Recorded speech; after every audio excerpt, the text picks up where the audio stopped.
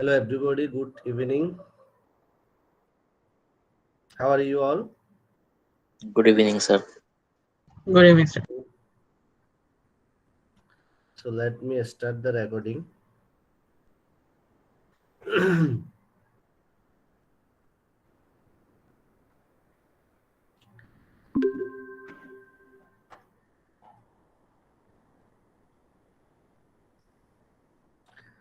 So today we will quickly, can you see my screen? Yes, sir. Yes, sir. Yes, sir. So we will quickly, just within 10 minutes or 15 minutes, we will finish the discussion of computer security. And then we will start a discussion of classical cipher. Okay, that means this is the slide 3. Okay, and so I think, let us say how far we can go. If we can finish, then we will finish it by today. And then our next topic is that secure system model. Okay, secure system model.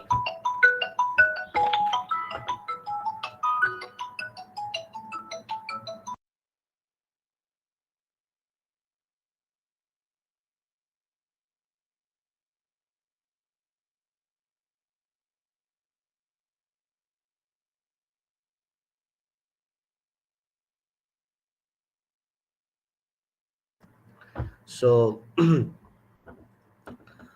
so let us start. So we will start with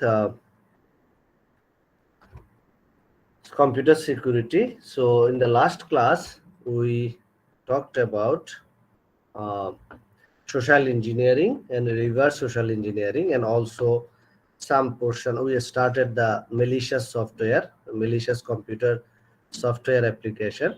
So we saw like the computer viruses. So they are not independent application. They need to be attached with a like computer file, and then they can replicate themselves, or they can travel from one, they can infect file from one file to another file. And the, the virus may corrupt your the other files. Okay, but sometimes the virus are very naive, but sometimes they become very destructive. On the other hand, the computer worm, so they are not like, they don't need to be attached with other computer files. They are a standalone program and they does not require user intervention to spread. So one do not infect existing file. They spread copies of themselves instead.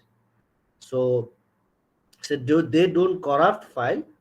But what is the the downside of computer worm is that they take memories, and also they can they take the space in the storage. And when they take a space in the memory, so the system becomes slower. Okay, so that is the problem with computer worms. And also they may make the communication network clogged with data. Okay. But there is a certain difference between computer worm and computer virus, and from the discussion I think you have understood. Like, one is that computer worm, they don't need like other files, but the virus need.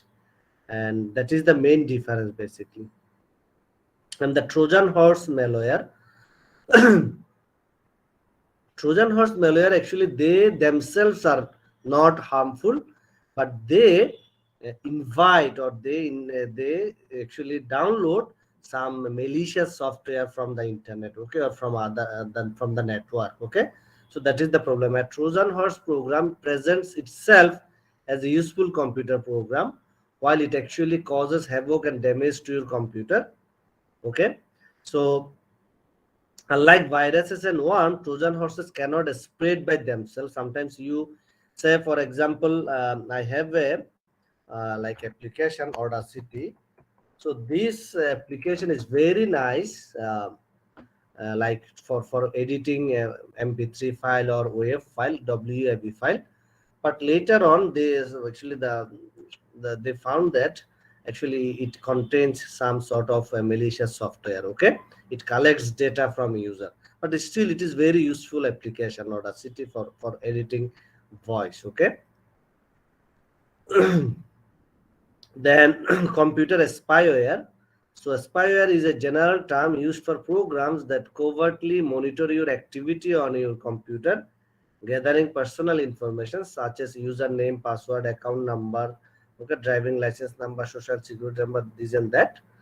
And some spyware focuses on monitoring a person's internet behavior, like which website you visit frequently and which bank you have account, that kind of thing. That is they like you remain unaware of those applications, but they collect information from your users behavior. Okay, and from the name you can understand that this is a spyware. They do a spying, okay, on you. Then the ransomware. Ransomware is basically like a malicious program that performs the following malicious activity. One, that makes the system non-functional. Say, actually it is very practical. Like in couple of weeks ago, actually one of my Facebook friend actually posted this kind of thing. That means the ransomware software, they make the system, say they may encrypt your hard disk so that you cannot access the hard disk where you have a lot of important or confidential data, but they somehow block the access. They encrypt the whole hard disk and then to ask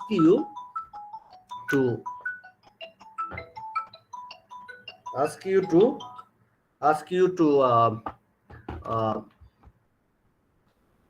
like pay money. Say if you want to, if you pay say this kind of a bitcoin or this and that, and they will give you the security code to access your file. Okay, so that is called the ransomware. That means they do some harm to your system and then they ask for money to to to to to recover the system. Okay, and I think you also know that thing.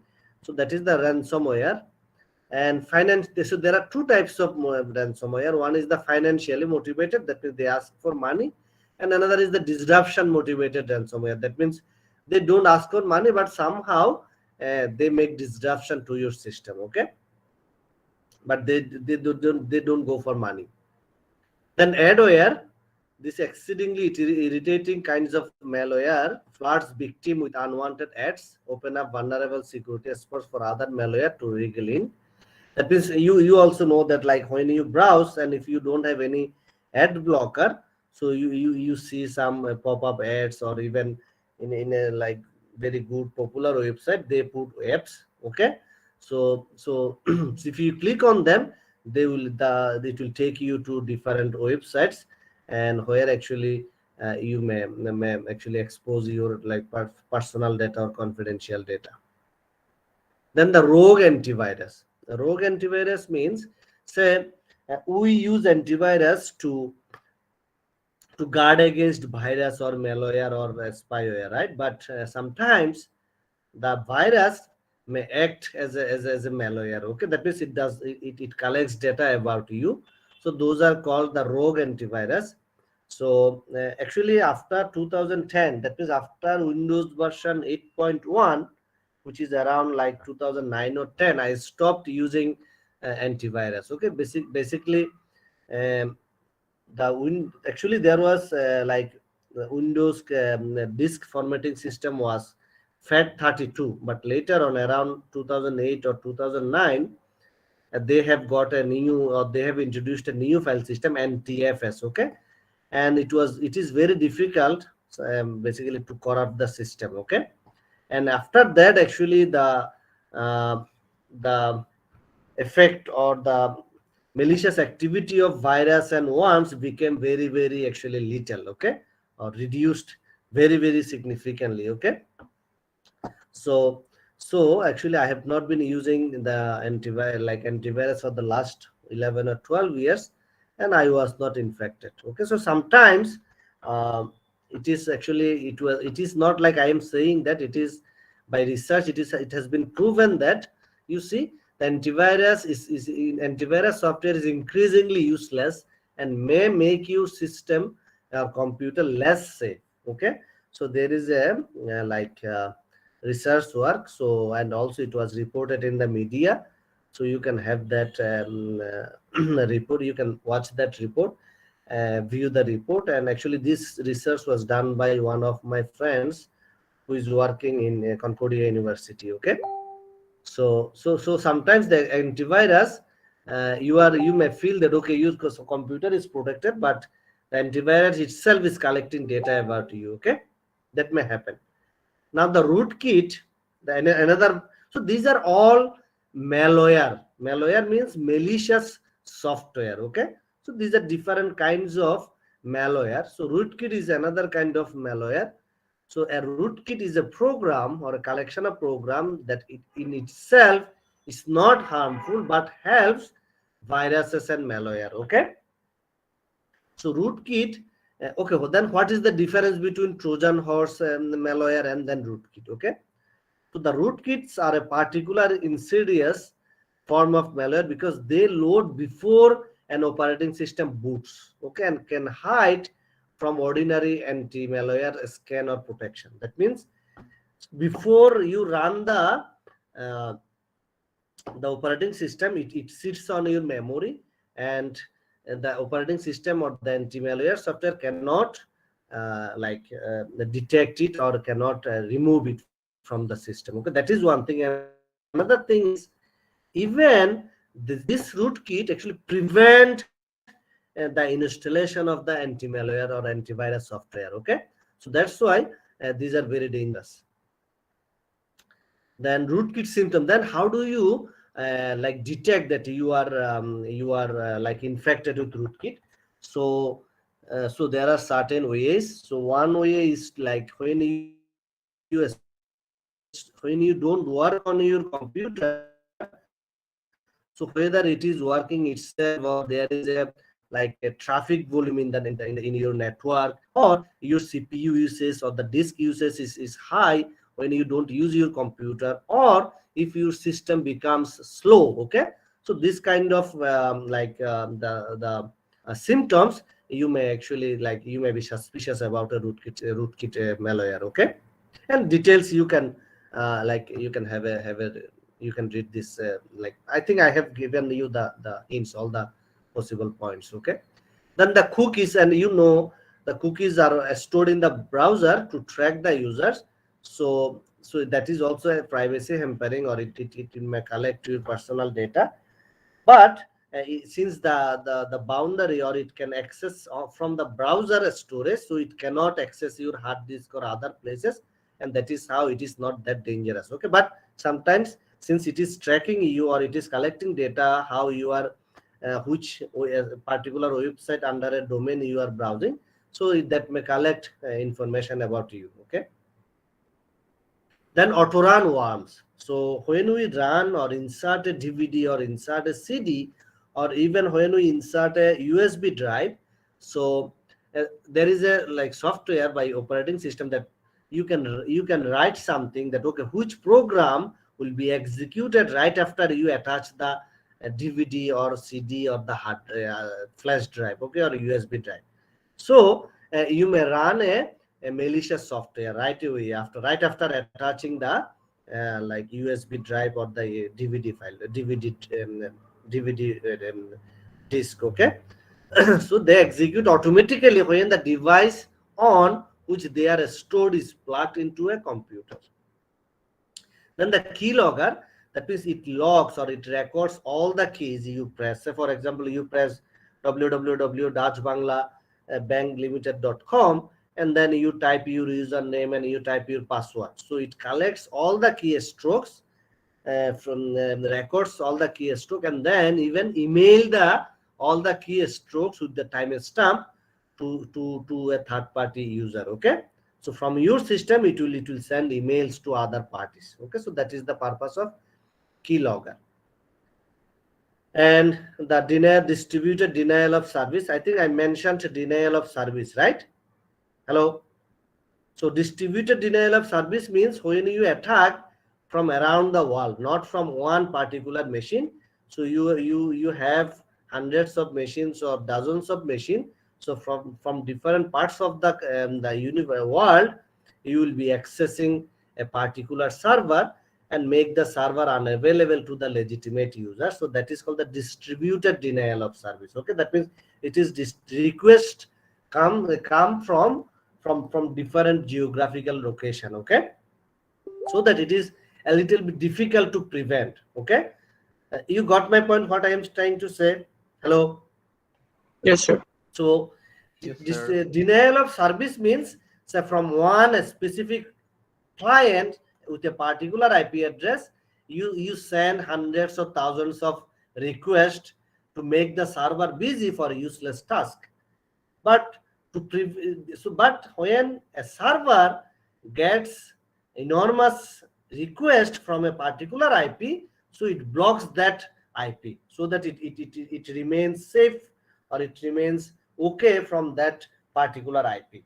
But if you send requests from a lot of different places, actually it is very difficult to actually block all the IP address. And the downside is sometimes you block some legitimate IP address. Okay, hello. Yes, sir. Say for example, you are using say Linktree ISP. Okay, now say from using the Linktree ISP, say there are two users, so they are attacking your system. So you block the real IP of the Linktree. So that means other users, valid or legitimate users of that ISP, will be basically blocked. Okay, and that is one of the reasons. That means you block some IP, actually there is a chances, or there is a possibility that actually you are blocking some genuine or legitimate user. Okay, hello. Yes, sir. Now, what are the recommendation to avoid like the attack of or infection of malicious software? So the first one is, you must keep backup of your data regularly. That is, if your system is infected or your system is inaccessible, so but still you are not affected because you have the backup. Okay, nowadays taking backup is very like convenient, that you can have a like a Google Drive or whatever, Microsoft, like what is the name, Drive, and also the like a Dropbox, right? So there are a lot of cloud storage facilities, so you can keep a like backup. And then keep your operating system software such as browser up to date and patched. Patched means that is you install the like the what I can say. That means the operating system, they time to time they issue some patches, so you need to install or accommodate those patches into your operating system. Okay, and turn on automatic updates if they are available. Okay, so say for example Windows and then browser, so you need to update regularly. Okay, when updates are available. And think before you click on links or attachment. If you don't know the sender, okay, definitely you should not click on like the attachment or any link. Okay, so if you just maintain only these three uh, like recommendations, so I think you'd be safe from this malicious software attack. Okay, and and there are like the browsers or the Gmail servers, they also have some smart ways of removing the spam, right? So if you are just a little bit attentive or careful, actually there is a very little chance of getting attacked or getting infected. Okay, hello. Yes, sir. So this is all about the computer security. Okay, so we are done with. In the very first class, we discussed your like cyber security, introduction to cyber security, and we discussed like what is an attack, what is a like threat, and then as a net security model, network security model. Okay, and different levels of the security attack. And today we have talked about the computer security. Okay, so there are for security there are two main part. One is the network security, that is the secure the data or protect the data when they are traveling in the network, and another one is the system security, that means the device security or computer security. Okay, so both are equally important. Okay, so your data is protected in the network, but if someone actually collect your data from the computer, same thing, right? It is more dangerous if anybody can collect data from your system or device. Okay, any question? No, sir. No question. Okay, so now let us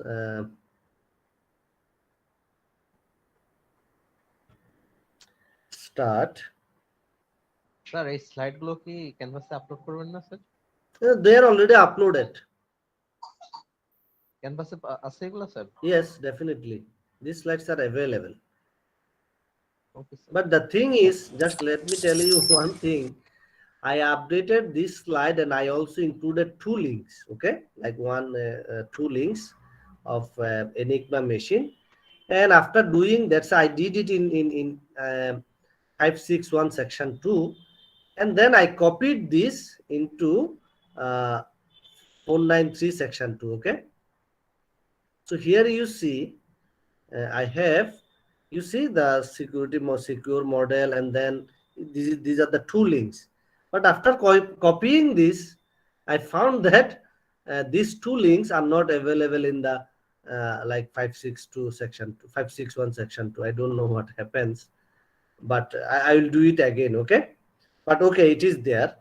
You please let me know if you don't find it. Okay, but you should get it there. Okay, so in both places, 4932 and also 5612, the slide should be available. Okay, hello. Yes, sir. Okay, sir. Okay, already got the slide. now so let us start our next slide, which is our topic, the classical ciphers. Okay,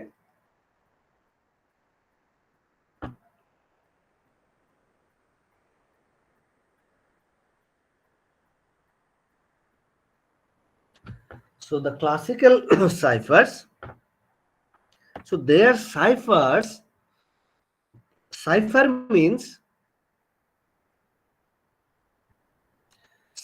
means um, like it's a crypto system, that means we encrypt and decrypt. Okay, so encryption system you can say. Okay, encipherment, that is called the encipherment. Okay, encipherment, sorry, encipherment. So encipher, and the machine or the algorithm we use, those are called, so encipherment and decipherment, and the algorithm is called the cipher. Okay, ciphers. So ciphers from the classical era, those are called the classical cipher. So classical ciphers means basically the ciphers before the computer era. Okay, computer era, that is before the invention or development of computer. Okay, that is around, so computer was developed around 1950s. So before 1950s, the cryptographic algorithms or encryption algorithms or encryption strategies are known as classical ciphers. So that is, these are called the pre-computer. Okay, the pre-computer era. Okay, মানে computer invention এর আগে যে cipher গুলা was in use. Okay, hello. Yes, sir. Yes, sir. So classical ciphers are cryptographic algorithm that have been used in the past, pre-World War II. Some of them have only ever been used by amateurs, while some of them have been used by armies to secure their top level communication. Okay, so these are the so none of these algorithms are very secure as far as protecting information goes. With today's computer, to break them. That means if we the computing facility or high speed computing facility or high performance computing facility we have nowadays, so within minute or within second we can break those systems. But before computer, those systems are used because computer was not there at that time. Okay, so let us see couple of them here, very famous ones. So so the encryption algorithms or schemes, uh, one is the known as the classical cipher. So there are though actually it is not ciphers, but this is also another way of secret writing. So but there are so cipher substitution cipher. uh, okay, I have a message from north south.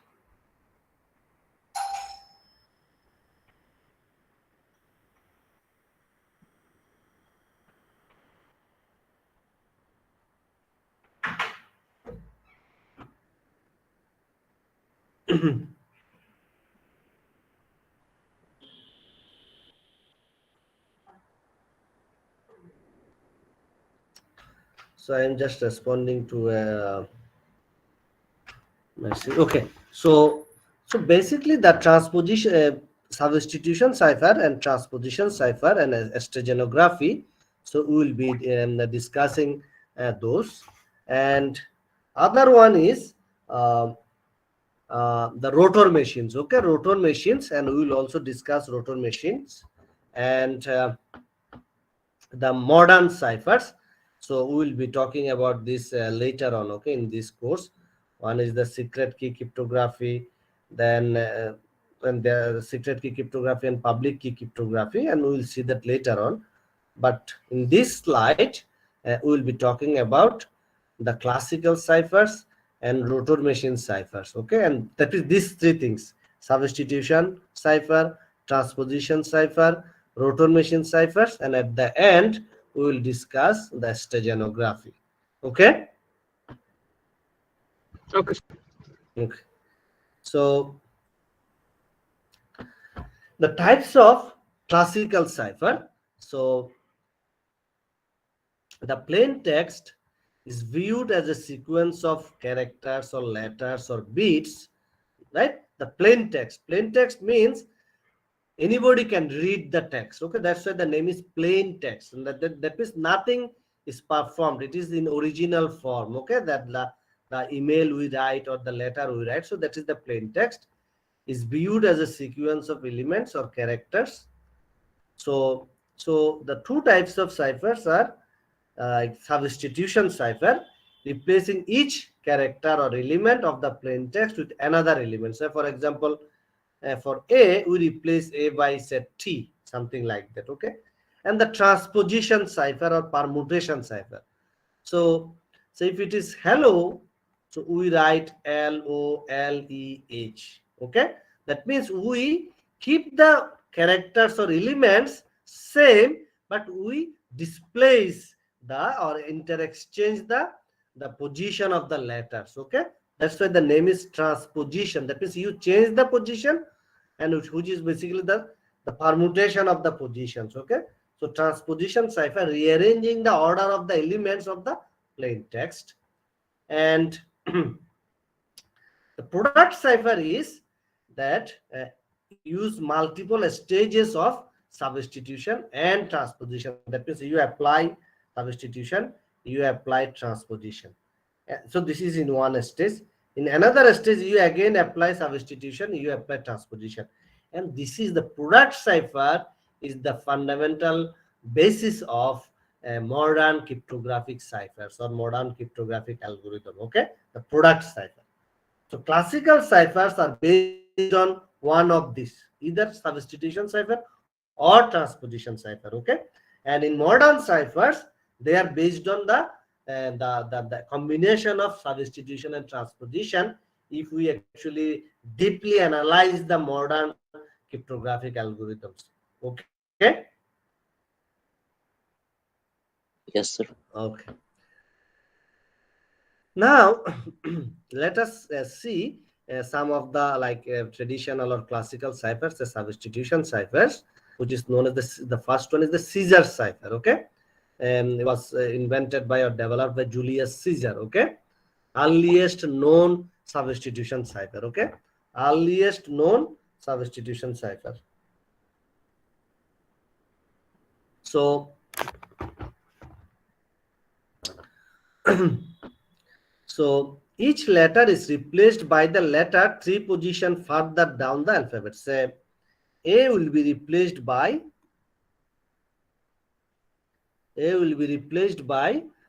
say A, B, C, D, right? So A will be replaced by D, and B will, that's just 3 character ahead. Okay, so B will be replaced by E, and Z will be replaced by C. Okay, so just there is a like due to alignment, it is like this. Okay, capital letter and a small letter alignment, we will get this. Okay, so if we take the Ohio state, so if you replace it for O, it will be R. Okay, so R. For H, it is K.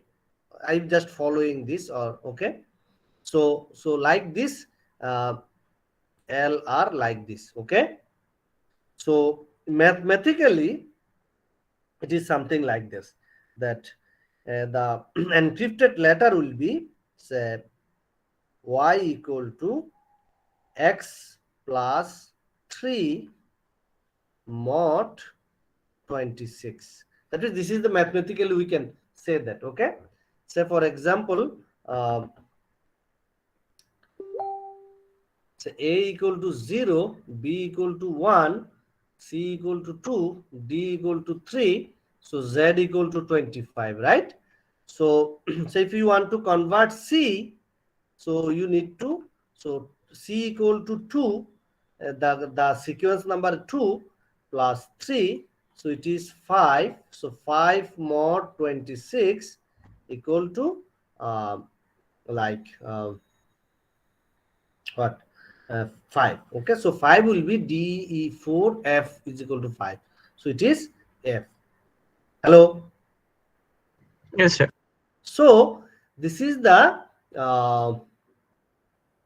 the mathematically we can say. Okay, and then how to like decrypt them. So we need to do X equal to, we need to subtract. Now this time we will be subtracting Y minus 3 plus 26 mod 26.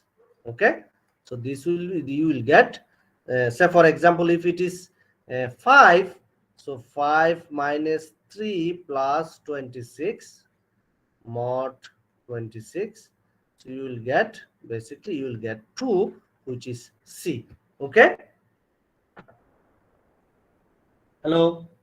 Yes, sir. Yes, sir. So mathematically Caesar cipher can be represented by this mathematical equation.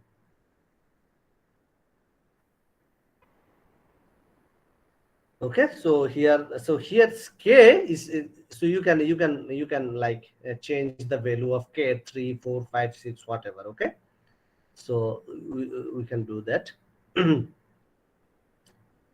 So now how can we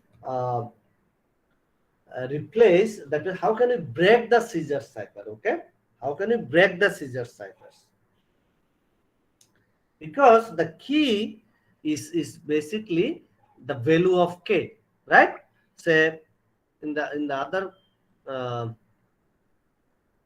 here you see C equal to P, that is plus K mod 23, right? Sorry, 26, and P equal to C minus K plus 26 mod 26, right? So if you have C, okay, if you have C, and you know that the value of K can be say 0 to 25, right?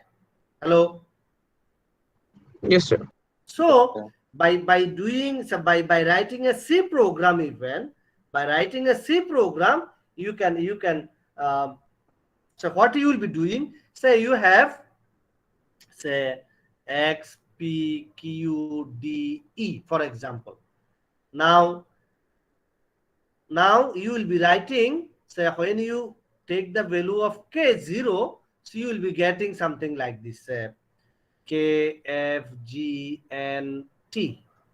When K equal to 1, you will get something, say, T, S, M, K, D. Right? Now, say, for K equal to, when, say, 15, so you have got H, E, double L, O. Right? So when you get this dictionary word, you can find the value of the K, right? That is, you need to try for different values of K, right? Yes, sir. So, Yes, sir.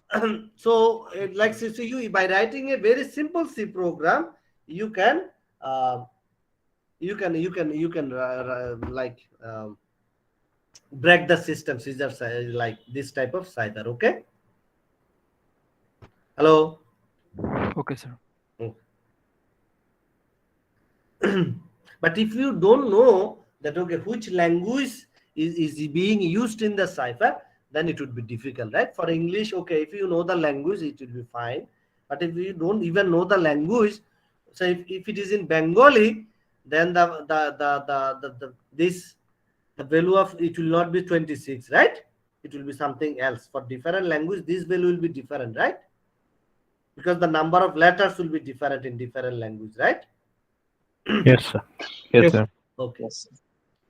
So the Caesar cipher is one kind of the monoalphabetic substitution cipher. Why monoalphabetic?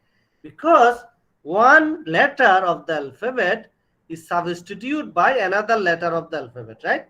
So you get something else, right? That is, you substitute letters one by one. That the name is that's why the name is monoalphabetic. Okay. Hello. Yes, sir. Yes, sir. Now, say you don't follow a particular, say, it is not like that, say C equal to P plus K mod 26. It is not that easy. So we have a different strategy. What is the strategy? Say for A, we will replace with, say, D, as we have written here. For B, B will be replaced by K. C will be replaced by V. Okay, that means it is not a, so there is no certain relationship. Okay, it is totally like random. You choose a number from the alphabet. So for A, we will be substituted by D. B, small b will be substituted by K. Small c will be substituted by V. Okay. Hello. Yes, sir. Yes, Yes, sir. sir. Yeah. So now the question is, how can you? Okay, let me show you.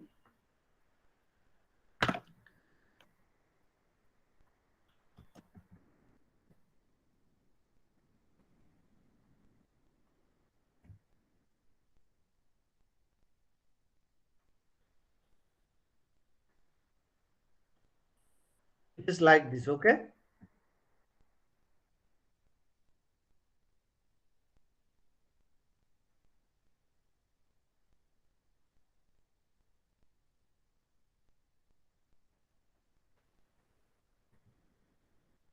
Hello. So that means you are replacing C with V. You are replacing J with P, right? Hello. Yes, sir. Yes, sir. So now, say, if the plain text is this, say, if we wish to replace letters, so I you are replacing with W, F you are replacing with I, W you are replacing with R. That means you get this. Okay, you get this cipher text. Now how can you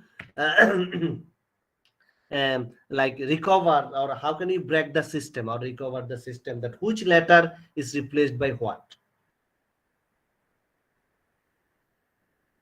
Hmm? By following the previous track that we have maintained. No. Previous tag, you see there is a certain the distance, right? Yes.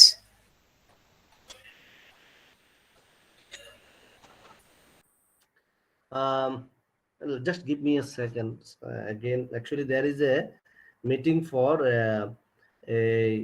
like ICCIT, আমরা ICCIT করতেছি তো north সাউথে, so ওইখানে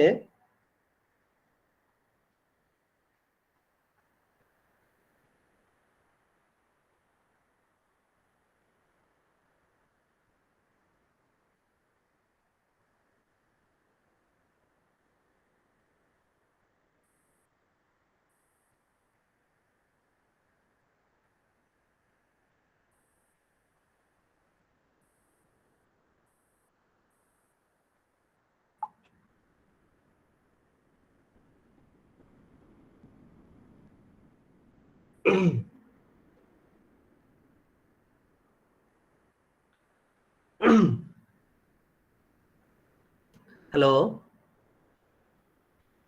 Yes, sir. Yes, Hello, sir. sir. So you see there, there is a fixed value of k, but in this substitution there is no like certain value or constant value of k, right? Because এগুলো তো random. You can have another, say for a I will be replacing by k, for b I will be replacing by x, right? So this is not like there is no fixed formula for the replacement, right? Yes, So, sir.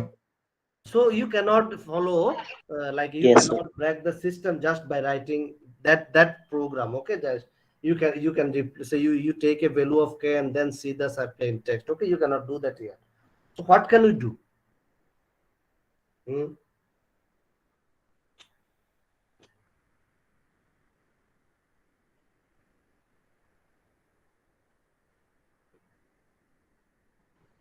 So word by letter attack করব, তারপর একটা word পাইলে we save them, এভাবে করে চলতে থাকবো, মানে Okay, letter by letter attack. আচ্ছা ধরো okay, so this a string, that means how we replace the abcd xyz, how we replace this string, how many combination of this string we will have? বলো তো দেখি। 26 factorial. 26 factorial, right? কারণ আমাদের এই যে এটা তোমার এই কি হবে ওই এই মানে we will have this that many strings, right? So we can try one, we can take one string or one combination and we try to get the plain text. So if we get a valid sentence or English sentence, then that will be the replace cipher like substitute a string. Then I will try this is this another string. If we don't get, then I will check another string, I will check another string. So the problem will be that I will have so many strings. Okay, I will have so many strings. Okay, hello. Yes, sir. আমি কি তোমাদেরকে কথাটা বুঝাতে পারছি? Yes, sir. Say okay, let me tell you again.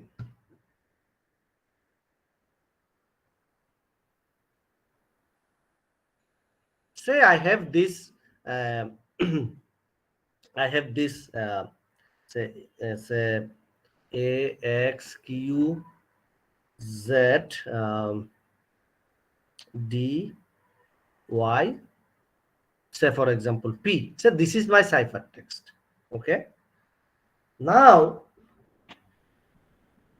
for a to z I will have, I may have say x p s up to say e. Then so this is number one string. Number that is, these are the substitution string, right? So then I have another one, say v w t. So that means we will have so many strings. Okay, so let us forget about the numbers. Okay, now we will consider this string. Say for a, what is the for this string, what is the plain text? Okay, what is the plain text? How can we calculate the plain text? So the cipher text minus ওই যে ওইটা, এই যে এখানে যেটা আছে ওইটা। ওকে, ধরো এটা x, plus 26 mod 26. So that is the formula to get the plain text. Okay. Hello. Yes, sir. Yes, sir. Yes, sir. So you will get a certain plain text. So if you get a dictionary word, then fine, that is the answer, or you have recovered it. Now if you don't, you get something, say something like this, say T M O K L T S W. So this is not a dictionary word, right? Then you consider another string, right? So this way Yes. you can do the try, and then if it is okay, then uh, then then you are done, right? But the problem is how many strings you have, or how many substitution string you need to try.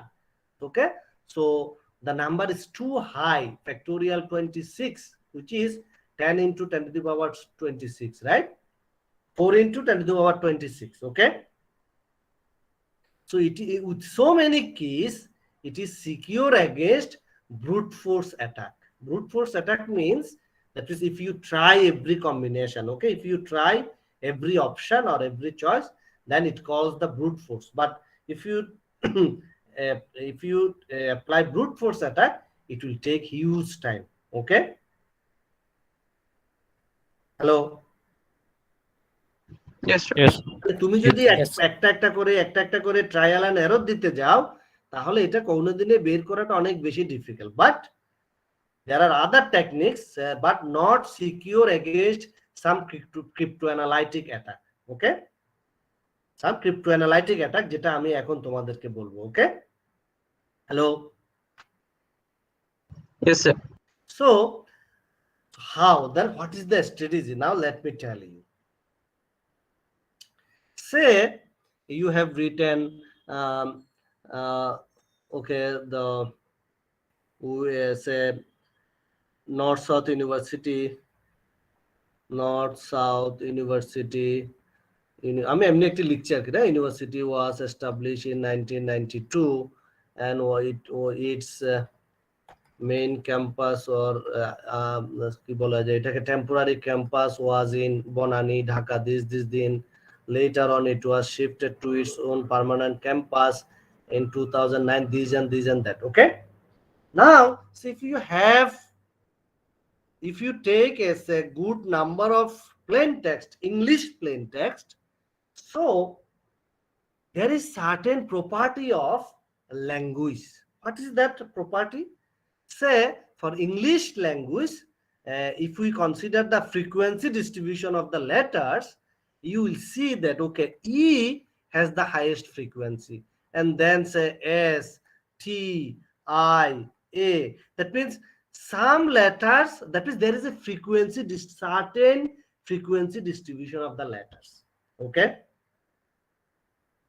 you got back? Okay, let me show you that. Like this is the frequency distribution. Okay, say you see the say E, you see how many times? 12,000 times. Then T 9,000 times, A 8,000 times, then I 7,000 times, O 7,500 times, and 6,700 times. That means there is a certain frequency distribution, right? Hello. Yes, sir. Yes, sir. Okay, now if you replace, that means according to this monoalphabetic substitution cipher, so in this plain text, if you replace E by X, what will happen?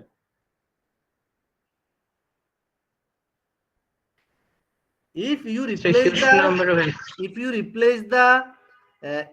the E of plain text with X, what will happen to the cipher text?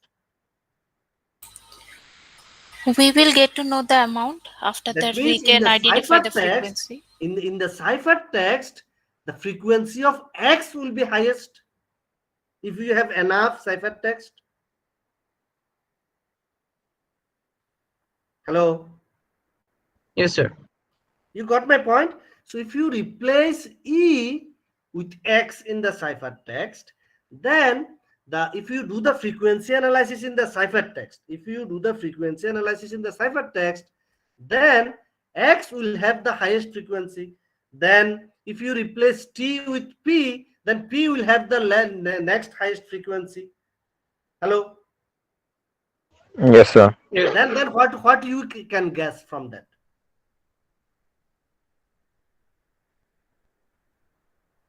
তুমি এখান থেকে কি infer করতে পারো?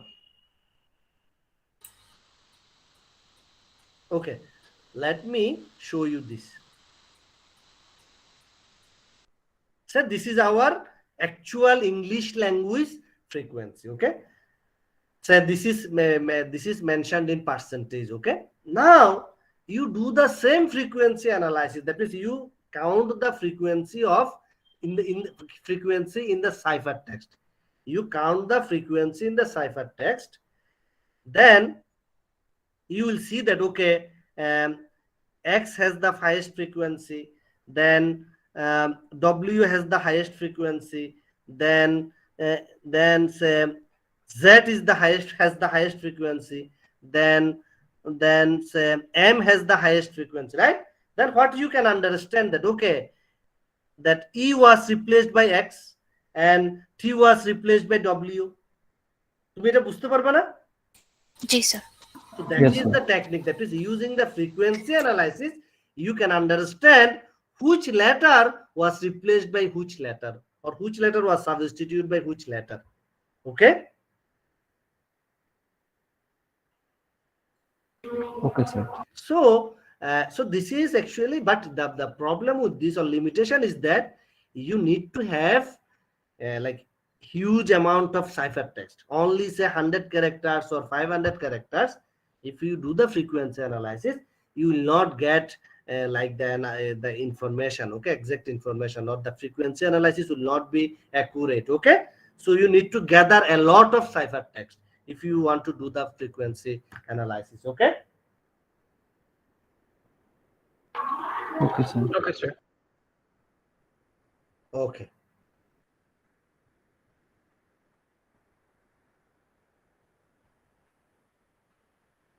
Okay.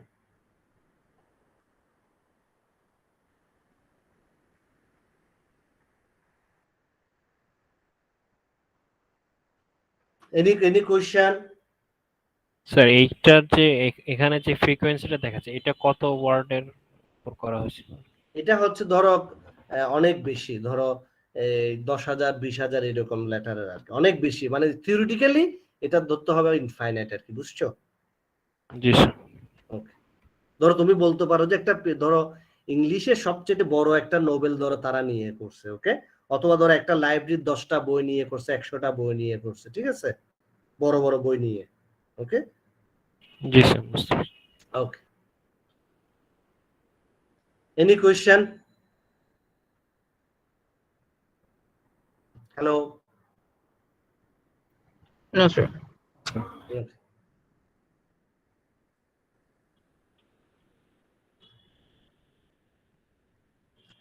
And so this is one, like the frequency analysis we can do, we can apply the same technique like for, we can check like for manual double letter, if we replace double letter, okay, or triple letter, okay, so তুমি জানো যে এই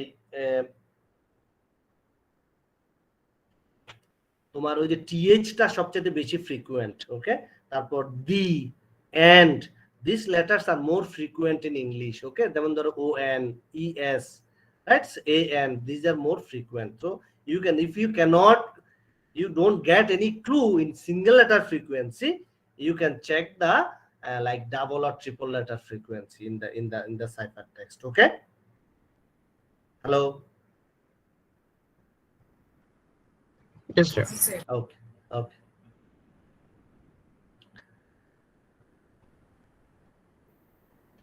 So I think we have we are done with this. So এগুলো just explain করতে পারবো what I have just mentioned. So now So this is what we have done. That is called the monoalphabetic cipher. So not even large number of keys in monoalphabetic cipher provides security due to the frequency analysis. So one approach to improving security is to encrypt multiple letters at a time. Okay, একটা letter substitute না করে দুইটা letter substitute করা একসাথে. Okay, and the name of the cipher is called the Playfair cipher. Okay, interestingly, it was invented by Charles Wheatstone, but he named it after his friend Baron Playfair. Okay, so let us examine the Playfair cipher. Okay, so in the Playfair cipher, we need to maintain a matrix, 5 by 5 matrix. Okay, so and we need to take a word, okay, English word as a key, English word as a key. So at first we need to in the matrix, 5 by 5 matrix, we need to put the letters. Okay, say monarchy, monarchy. But if we have a repetition of letters here, we need to remove the repetition. Okay, hello. Yes, sir. ওকে, আমাদের যদি ধরো মোনার্কির মধ্যে এ দুইবার আছে ধরো, for example say MANARCY, then we say we will place A here and we will not be we will remove this. Okay, that is, we will not do any repetition. And then after that we put the rest of the letters in the alphabet. Say, so this is monarchy, then we put A, but A already have given already put there, we have put A, right? Then B was not there, so B we have put. C is already there, so we put D. E, F, G, H was there, so we don't put H. That is, we need to put all the letters in this 5 by 5 matrix. Since there are 26 letters, we put I and J in the same cell. Okay, hello. Okay, sir. Okay, now how to put the how to do the encryption, Okay, so let us see. So there are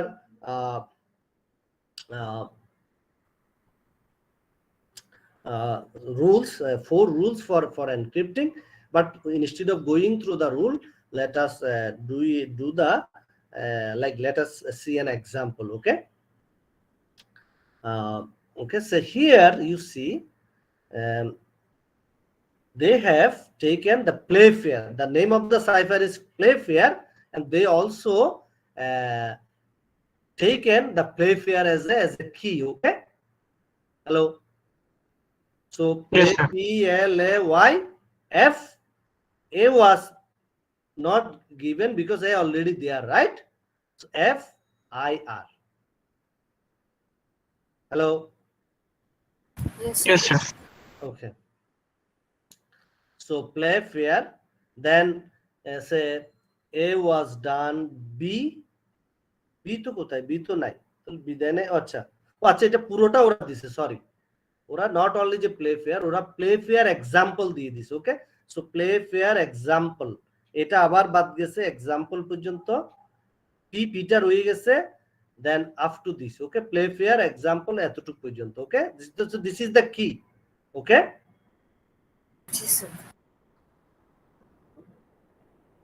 দেখো আমি আসলে এটা একটু সাজিয়ে বলি, আমার মনে হয় এটা অনেকে আবার মিস করবে।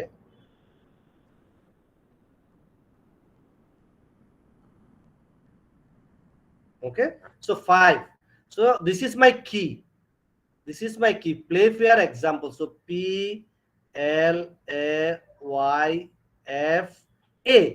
A is already there, right? So we'll not put A.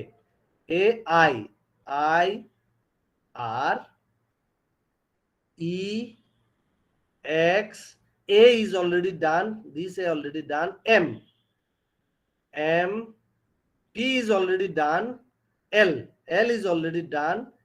E is already done. So this is the key, and then now we need to do the rest of the letters. A is already done.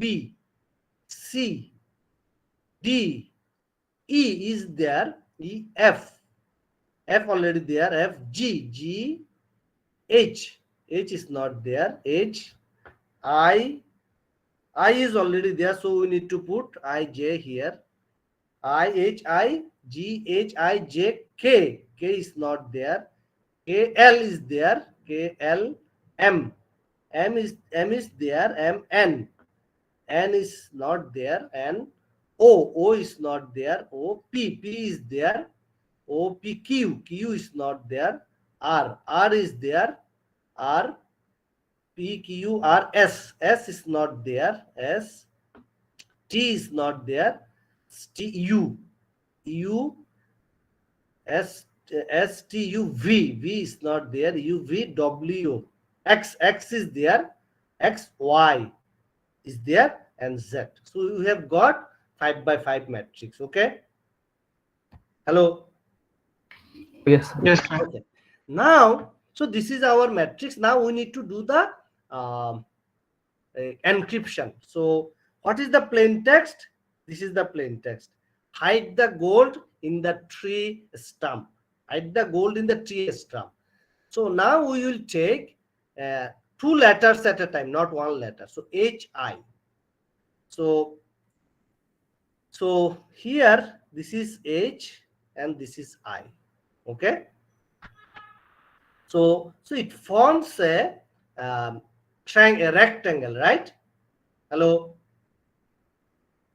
Yes, sir. So if Yes, it sir. forms a rectangle, let's see what is the rule. Okay.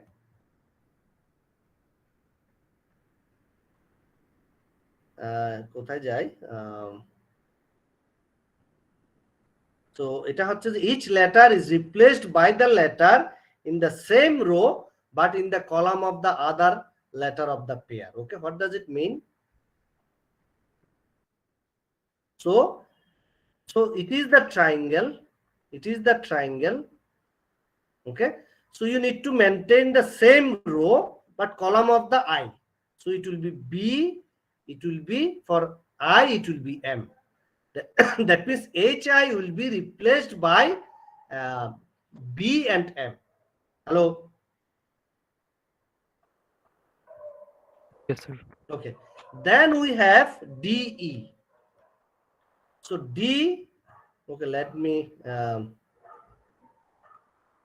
remove this. So let DE. So DE. Okay. So what is the rule for DE? That is, if they are in the same column, what is the rule? If both letters, earlier we followed the 4th rule. Now 3rd rule is if both letters fall in the same column, replace each with the letters below it. মানে circularly অর্থাৎ নিচের লেটারটা নিতে হবে। Okay. So you see, the replace each of the letter below E. So D will be replaced by O, E will be replaced by D. So O and D. Hello. Yes, sir. Now the next 2 letters are TH. So TH, where is the TH? TH. So again it is the rectangle. So T will be replaced by Z, same row at this column, and H will be replaced by B, same row, column of the other letter. TH will be replaced by ZB. Hello. Yes, sir. Yes, sir. Yes, sir. Okay. Now if they are in the same row, then you need to take the letter right to that. Okay, and circularly ধরো এটা রাইটে কি আছে, এটা রাইটে আছে হচ্ছে P, সেরকম ইউ এর ডাউনে কি আছে, আমি যদি একই কলামে থাকি ইউ এর ডাউনে থাকবে হচ্ছে L. Okay, that is circular way. Okay. Okay, sir.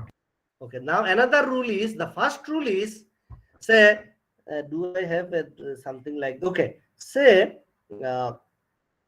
you have got something like this. Say in English we might have like the same repeated letter, right? A double E or what, say double L. We may have something like this in English, right? So if we have something like this, we need to replace this with x.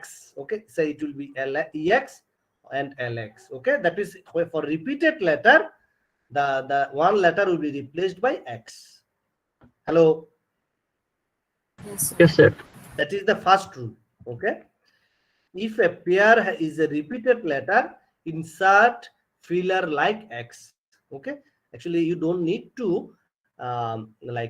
use x, you can even use z.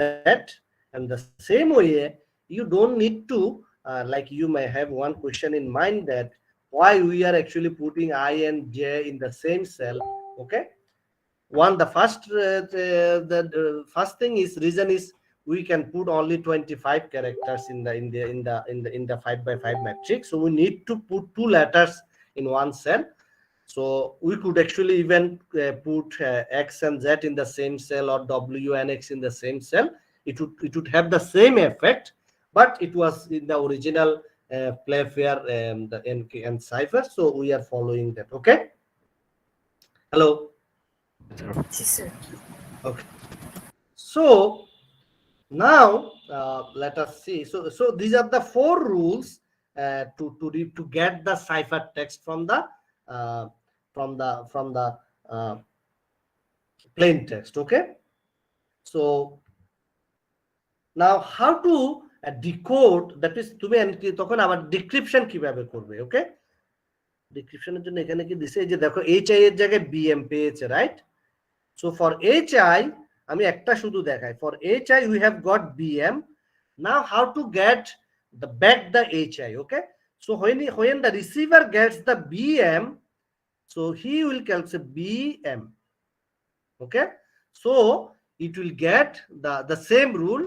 Okay, it will get the h, and for m it is I, so he will get, the receiver will get hi or bm.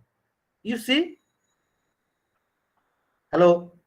রিসিভারকে তো তাহলে আগে ওই ইটা দেওয়া লাগবে না, কিটা তো না দিলেও এটা না, এখানে সব সময় তো কি, you have to be both should be agreed on the key. Okay, জি কি না, আচ্ছা, কি ছাড়া যদি রিসিভার যদি ডিক্রিপ্ট করতে পারতো, তাহলে তো পৃথিবীর সবাই পারবে, তাই না?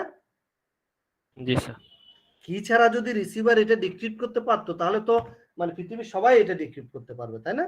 So here the main secret is the কি। হ্যালো। জি স্যার, অবশ্যই।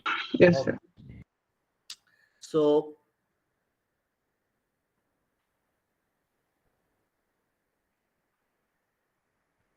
So I have given you enough example here, and also like I have also, I think, given another example here later on. Okay, so you try this at home, you practice this, because you may see an example in the a question in the quiz 1. Okay, on Playfair cipher, for actually just have a heads up in cryptography. Now the question is like, what are the different what is the number of combinations or permutation of keys here? Since we are taking double characters at a time, so the combination, say I can take h with m, or I can have h with x. So that is different types of combination we have. So the equivalent to monoalphabetic cipher with an alphabet of this 676 characters, security is much improved over the simple monoalphabetic cipher, which we can break using frequency analysis. Okay, was widely used for many decades. You see, it is not simple one. Was widely used for many decades by British and US military in World War I and early World War II. Okay, and once thought to be unbreakable. Actually, it can be broken, but it still leaves some structure of the plain text intact. Okay, so it is not an ordinary cipher. It is quite good and was used for for many decades. Hello. Yes, sir. So here we have like one instance here. Okay, good. Any question? Sir, spacingটা কি ওই 2 letters wise যাবে নাকি ওই একসাথে যাবে? Okay, generally for this kind of cipher, we ignore the spaces, we ignore the numbers. Actually আমার যদি number পাঠাতে হয়, আমি 1 এর জায়গায় 1 লিখে দেবো আর কি, ঠিক আছে? we don't put the like punctuation marks all, and we need to put the capital letters. Okay, we deal with only capital letters. Okay, and Okay, we sir. don't consider a space. Okay. Hello. Yes, sir. Okay.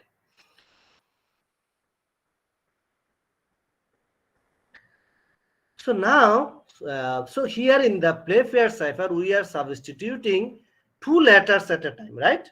So it is bialphabetic substitution, you can say. Bialphabetic, that is 2 alphabetic, 2 letter substitution, right? And the earlier ones are monoalphabetic substitution, right? Hello. Yes, sir. Yes, sir. Yes, sir. Now, there is another like cipher which is known as, which is called the polyalphabetic substitution. That is more than 2 letters at a time. More than 2 letters at a time. Hello.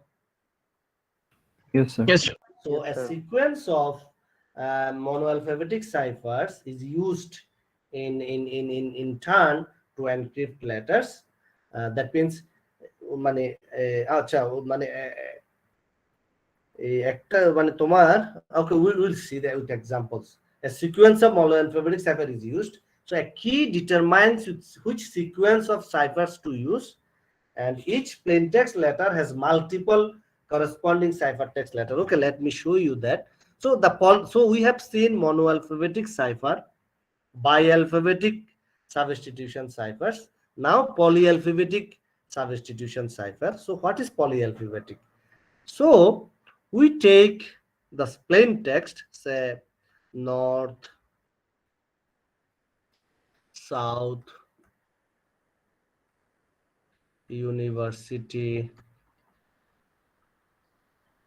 Okay, so this is the university name.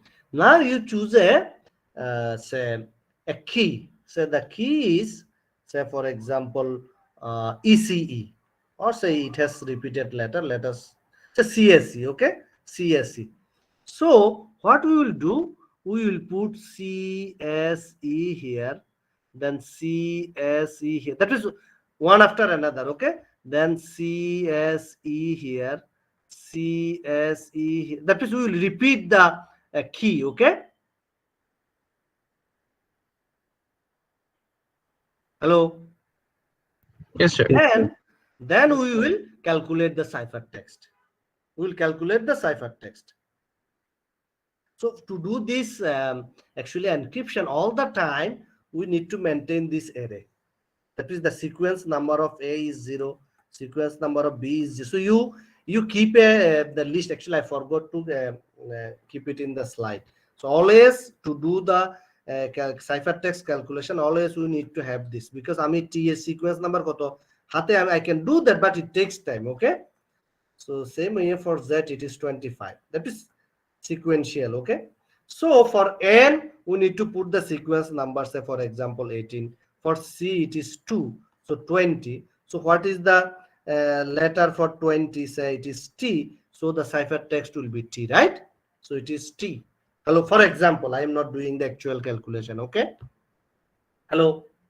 Yes, sir. So now you see, for this T, you are doing with C, right? You are adding C with T, right? You will get something here, right? But for the same T in the plain text, you are like substituting with E, right? Hello. Yes, sir. That means in this case, the frequency analysis will fail, right? Because sometimes T is replaced by something, sometimes T is replaced by some other letter, right? Yes, sir. So so this is like, so, and if you take a longer key, then it will also be more difficult to detect. Okay. So this is actually there is a name, or the invented by Virginia. Okay. It is known as Virginia cipher. Okay. It's like a French name. Okay. Virginia. Okay. Virginia. So, but there are ways to break this system, a Virginia cipher. Okay. Hello. Yes, sir. Okay.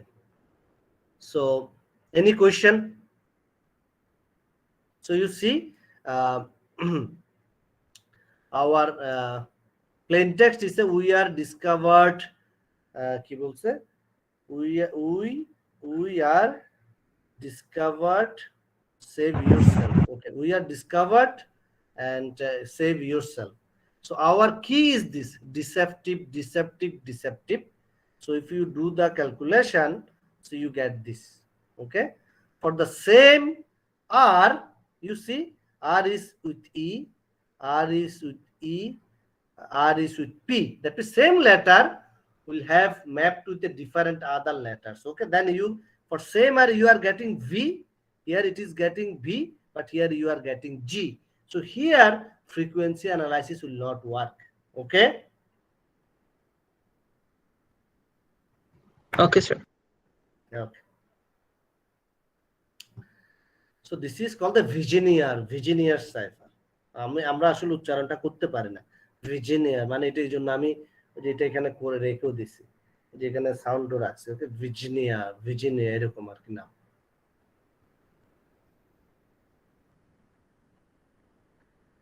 Okay. So here actually to break the system, at first you need to understand what was the length of the key, and there are mathematical process to identify or to get the length of the key. And if you get the length of the key, then it becomes easier to break the system. Okay. Okay, so here it is mentioned. Okay, to try to guess the key length. If the key length is n, the cipher consists of n Caesar cipher basically. Okay, so then you need to do the analysis. Okay, so guessing the key length, actually there are certain mechanism, and I will do that after at the very end of the slide 4. Okay, and that is known as the that analysis is known as the incidence of index of coincidence. Okay, index of coincidence. So we'll discuss it at the end of slide 4. Okay, how to guess the key length. Okay, so now we will discuss the rotor cipher machine, but before that let us take a break of 15 minutes. Of 15 minutes. So then during that time you please have your prayer. Okay. Hello. Okay, sir. So we'll come back at 8:35. Okay. Okay, sir.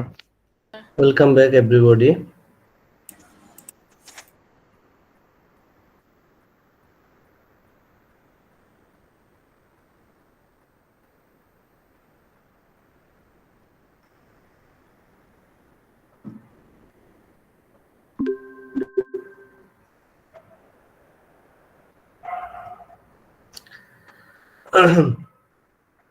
So everybody is here, like there are 20 students. So do you know like how many students are there?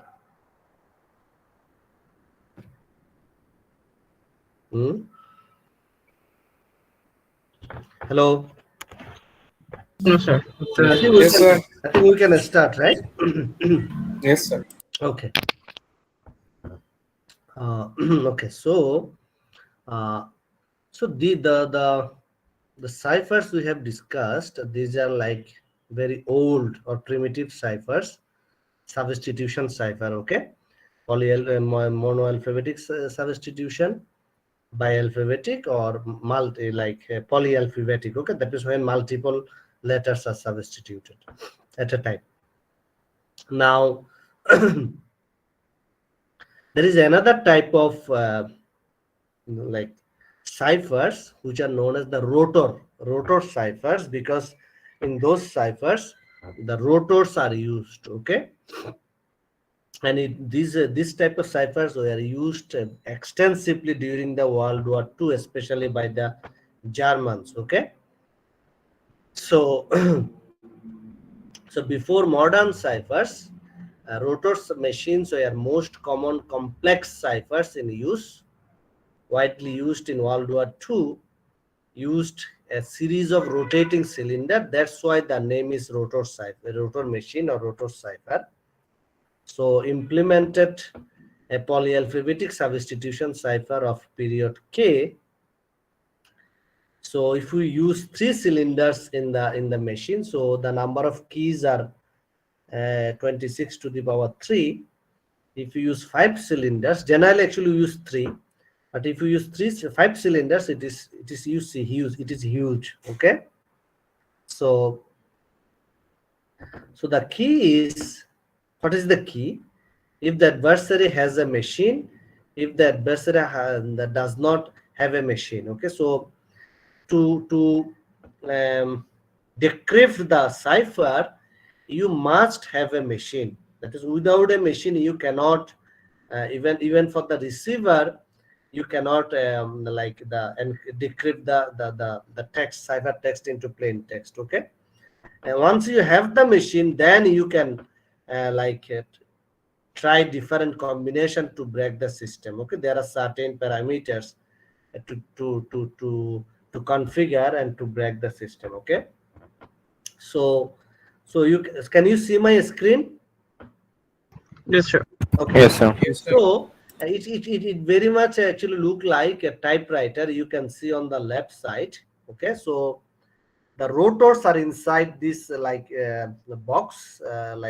You can also, I hope you can see the uh, I don't know whether I can okay. So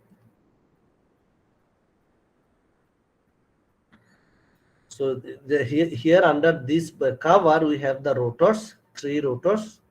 Then this is known as the lamp board, and this is the keyboard, and then this is the plug board.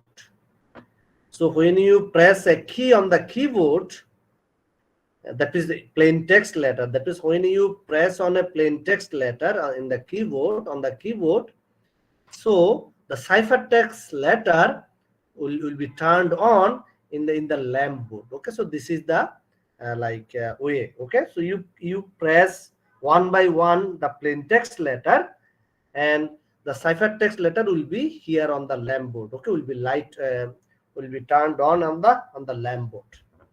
And how do you configure the the rotors? So there are some initial parameters, and we will see. So this is the internal the wiring of the rotor. And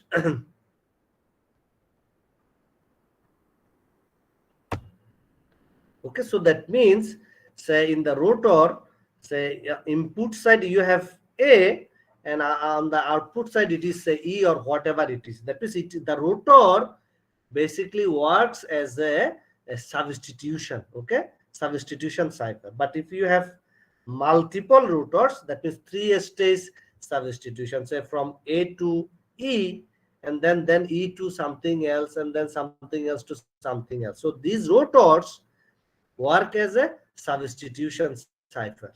Okay. So hello. Yes, sir. Yes, sir. Yes, sir. So this is a schematic diagram of the rotor machine, and this particular rotor machine is named as Enigma and Enigma machine. So in the Enigma machine, so this is the lamp keyboard. So when you press on the key, okay,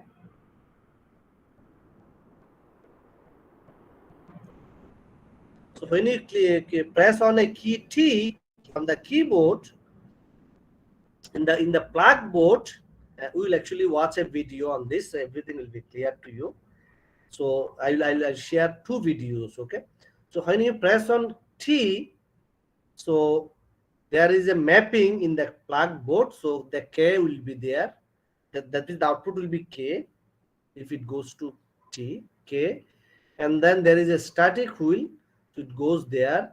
And then in the first rotor, okay, wheel number 3, so the K will be mapped to another key. That means K letter will be replaced by, here in this particular example, by O. And then in the O will be again transformed into or substituted by P. P will be substituted by R, and at the end there is a reflector. That means R will be connected to D. Okay, so D is will be like again like substitute by G. G will be substituted by R. R will be substituted W, and that W will you see will turn on the G lamp or G lamp in the lamp board. Okay, G letter on the lamp board. So this is actually the wiring of the rotor machine, or especially the Enigma machine. Okay, and there is a battery, okay, in the Enigma machine. So when the circuit is completed, the light actually is turned on. Okay, hello. Yes, sir. Yes, sir. So now let us so this is like 3 rotors view, and this is like in each rotor substitution takes place. So here you see, if there are 3 rotors, so this is the first one is called the first rotor, then the medium rotor and slow rotor. Why? Because one full cycle of the first rotor, when it is done one full cycle, the second rotor will be forwarded by 1 step. Then when the middle rotor is gets a full cycle, the third rotor will be forwarded by 1 step. That's why first, medium and slow motor, the name is like this. Okay, hello. Yes, sir. Okay, so so before you encrypt a plain text, you need to set up or you need to configure the rotor machine, or especially this is a particular rotor machine called the Enigma machine. You need to configure the Enigma machine. Okay, so for example, so the settings is supplied to the receivers, or says Germans have bases all over the Europe. So they need to distribute the hard copy of the configuration. So here you see the date 1 to 31. That is for a month they have distributed the settings or configuration. So this is the bottom one. You see, this is the month 1, that is date 1, first of the month. Okay, date 1 setting. And here you see the first one is the order of the rotors. That means there are 5 rotors, 1, 2, 3, 4, 5. So you need to set up the 4th rotor, then the 1st rotor and 5th rotor in this order. Okay, and then there is a the initial settings of the rotor. Okay, initial settings of that is inside the rotor there is a setting, pin setting. So you need to set the pin, and the 3rd one is the plug board setting. That is we can configure the plug board, say how to connect, say S will be connected to K, and S will be connected to X, K will be connected to U, Q will be connected to P. Okay, so these are the plug board settings, and this is the initial position. That means look, let me show you here. Here you need to put the initial, there is a initial like settings. Okay, so last one is the initial setting of the setting of the rotor. Okay, so these are the 1, 2, 3, 4. So both the sender and the receiver must have the common initial setting. Then they will be able to get or encrypt and decrypt the that means after decryption the receiver will be get the plain text. Otherwise they will not get the they will not be able to decrypt the plain text. Okay, hello. Yes, sir. Okay. Now things might be like a little bit confusing to you, but let me show you a video. Okay, hello. Okay, sir. It was video. Hello. Okay, Okay, sir. so let me show you the video. Enigma in action. Okay, Enigma Enigma in action. So this is the video, and there is another video I have given the link in right now in especially like a 492 it is there. That is the Enigma, how Enigma works, animation with animation. That is also very good to get how the to understand how the Enigma works. Okay, but also to have the story how the Enigma was broken. You can watch a movie if you are if you watch movie, you can watch a movie. The name of the movie was The Imitation Game. Okay, the rating is also of the movie is also very good. Imitation Game. And the Enigma machine was broken by, or Enigma cipher was broken by Alan Turing. He is actually one of the, you can say, founding father of computer science. Okay, Alan Turing. And there there is a award, the Turing Award, which is treated as a prestigious as the Nobel Prize of computer science. Okay, Turing Award. Alan Turing is also the inventor of Turing test. Yes. Turing test, where to identify whether it is a human being or whether it is a robot, right?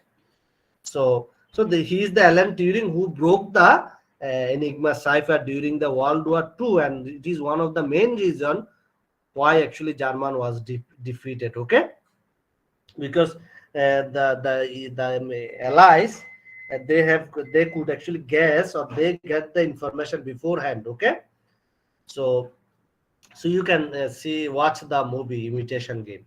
Okay, now let me stop the sharing and share the particular tab. Okay, so Enigma in action. Can you see the World War II German reenactors? www.grossdeutsch. Can you listen the voice? Yes, sir. Hello. Yes, sir. Okay. Yes, sir. Okay. This video was filmed at the annual Mid-Atlantic Air Museum World War II reenactment in Reading, Pennsylvania, and is copyright 2005. The video shows a German officer writing a message, having it coded by an Enigma machine and transmitted by radio to another German military base. There it is decoded by another Enigma machine and delivered to a German officer. In this scene, the German officer... See, so during the World War II, so the German officer, so they themselves, they don't send the messages. Okay, so he has written the message. Now he has given the message to the Enigma machine operator. The Enigma machine operator will be dispatching the message. Okay, so he is now handing over the message to the Enigma operator. Officer hands his original message to the Enigma operator for coding and transmission. The Enigma operator must first set the Enigma to the day's key. The day's key is given in a code book that is valid for 1 month. For each day of the month, the code book gives the date, the ring setting for each rotor, the order of the rotors on the shaft, the plugboard jumper settings, and the starting position for each rotor. Only when all of these parts of the day's key are set correctly can the Enigma be used to encode a message. The Enigma operator is now setting the day's key. He starts by opening the top of the Enigma to remove the rotors from the rotor shaft. First, he unlocks the rotors by pulling the rotor locking lever forward. Then he moves the reflector wheel to the left to allow the rotors to be removed, and he lifts out all 3 rotors on their shaft and consults the code book to determine how to set the ring settings of each rotor. He is now removing the 3 rotors from their shaft to set their ring settings. The German Army Enigma machine can use 3 rotors, but 2 more were often supplied in a separate wooden box. This allowed the choice of 3 of a possible 5 rotors. The ring settings are adjusted by pulling back a spring-loaded locking pin that allows the outer ring of each rotor to rotate. Then the outer ring is turned until the proper number appears across from the index mark. The first rotor was just set to 4. The next rotor will be set to 6. As you can see, it is not easy to adjust the ring settings. The final rotor will be set to 16.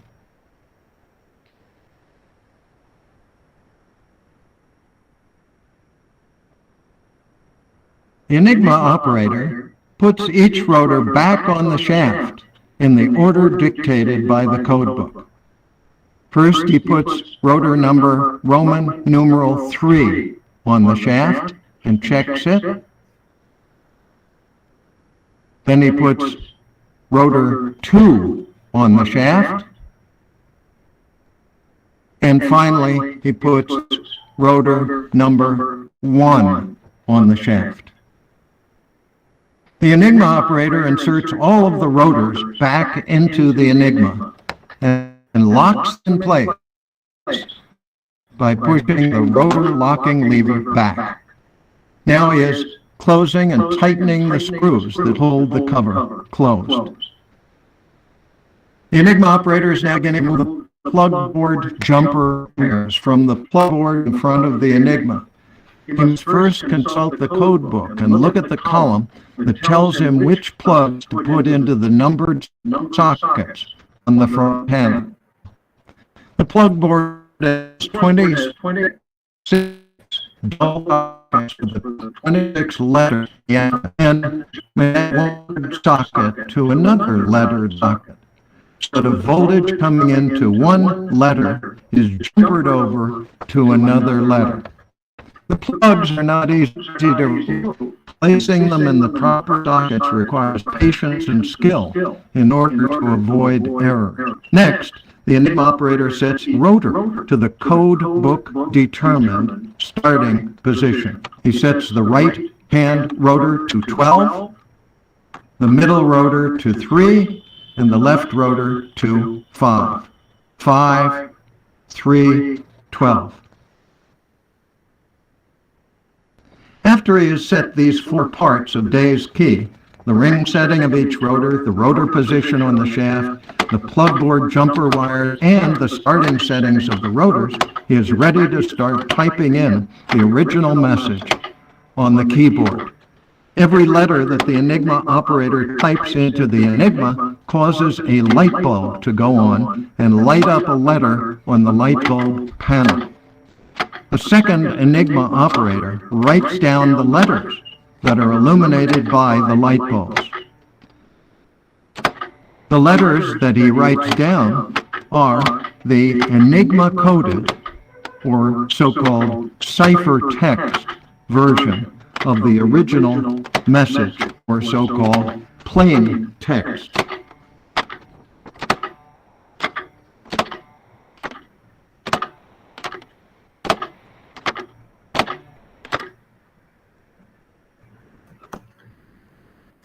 Hello.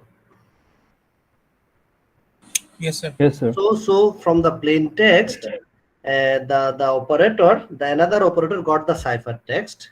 Now the cipher text is communicated using the Morse code. Okay, so Morse code is like for key there is a particular Morse code, for A there is a particular Morse code, for that is for every letter there is a Morse code. Okay, so as you can see here,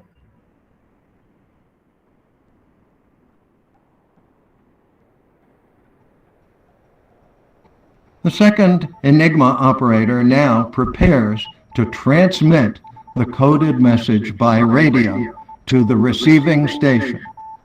The Germans believed that these Enigma-coded or ciphertext message could never be decoded. So they sent them by radio telegraph Morse code to their destination. They knew that the Allied forces could intercept the German radio transmissions, but they thought that the Allies would never be able to decode the messages. They were wrong. Sometimes they even used plain voice radio transmission like this to send each letter of the coded message to the receiving station. The Allies listened in and recorded every Enigma encoded message, and then worked at Bletchley Park to decode them. The coded message has been sent. The radio operator at the message destination receives the Enigma coded message and writes it down letter by letter. Before the receiving station Enigma operator can convert the coded message, the ciphertext, into plain text, he must set his Enigma machine to exactly the same day's key as the sending station's Enigma. The 4 parts of the day's key are shown in the code book for each day of the month. The code book gives the day of the month, the ring setting of each rotor, the order that the rotors are placed on the shaft, the plugboard jumper settings, the starting positions of the 3 rotors are also given. To set the day's key, first the Enigma cover must be opened. Then, locking lever forward, and then moving the rotors are then removed 3 rotors in a separate allowed to the new motion releases the out steam. Sending Enigma, the rotors are on the shaft spaced on the sending Enigma. Locking lever is rotors and lock them in place to make them ready for action. Jumper settings use double socket wires. May connect to. It is a fairly difficult to be letters. The coders. The left one is set to 5, the middle rotor is set to 3, and the right-hand rotor to 12. 5, 3, 12. These are the same settings as those used in the sending station in. After the day's key is set to be the same as the sending station's day's key, the receiving Enigma operator types in the letters of the Enigma coded text, or so-called cipher text. As the Enigma operator types in each letter on the keyboard, a light bulb illuminates a letter on the light panel. Enigma operator. The letters spell out all of the Enigma coded or cipher text letters, and the other Enigma operator has written down all the plain text letters of the original message. The original message is ready to be delivered to the German officer to whom it was addressed.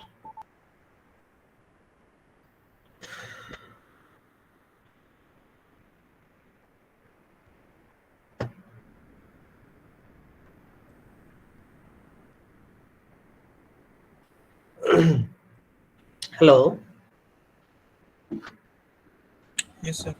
So I hope you have got an idea like how Enigma works, right?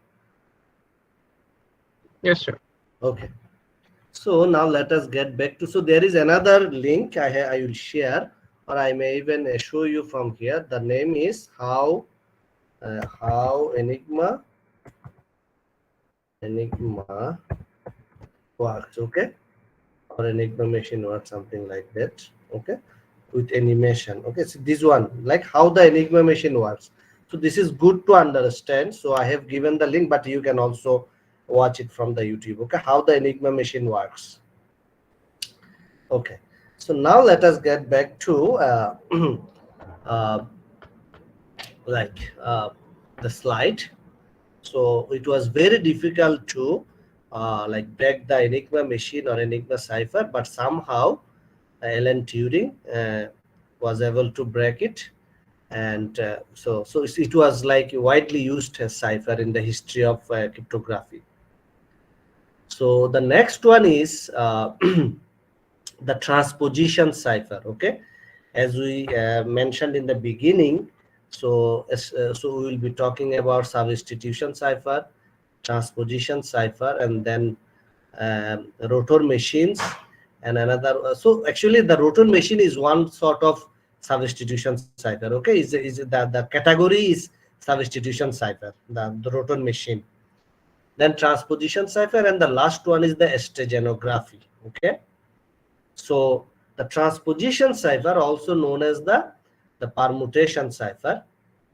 So shuffle the plain text without altering the actual letter used. Okay.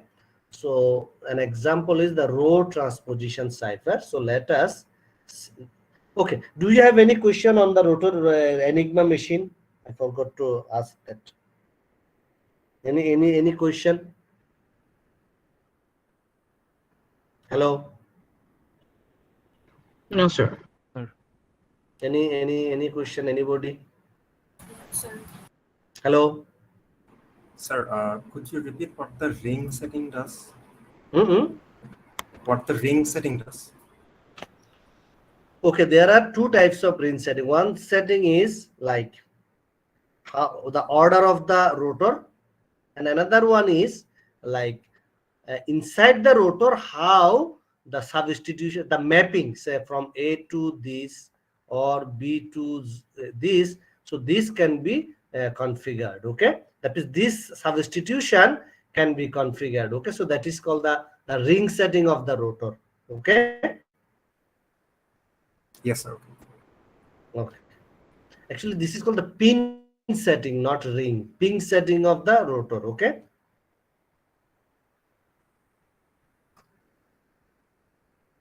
That means for say you have the same rotor, say rotor number 1. Say if the pin is set at 1. Say the A is substituted by say X. But if the pin setting is say 7, say A will be substituted by say K. So something like that. Okay. So for every setting, this mapping will be changed. Okay. Hello. Yes, sir. Okay. Any other question?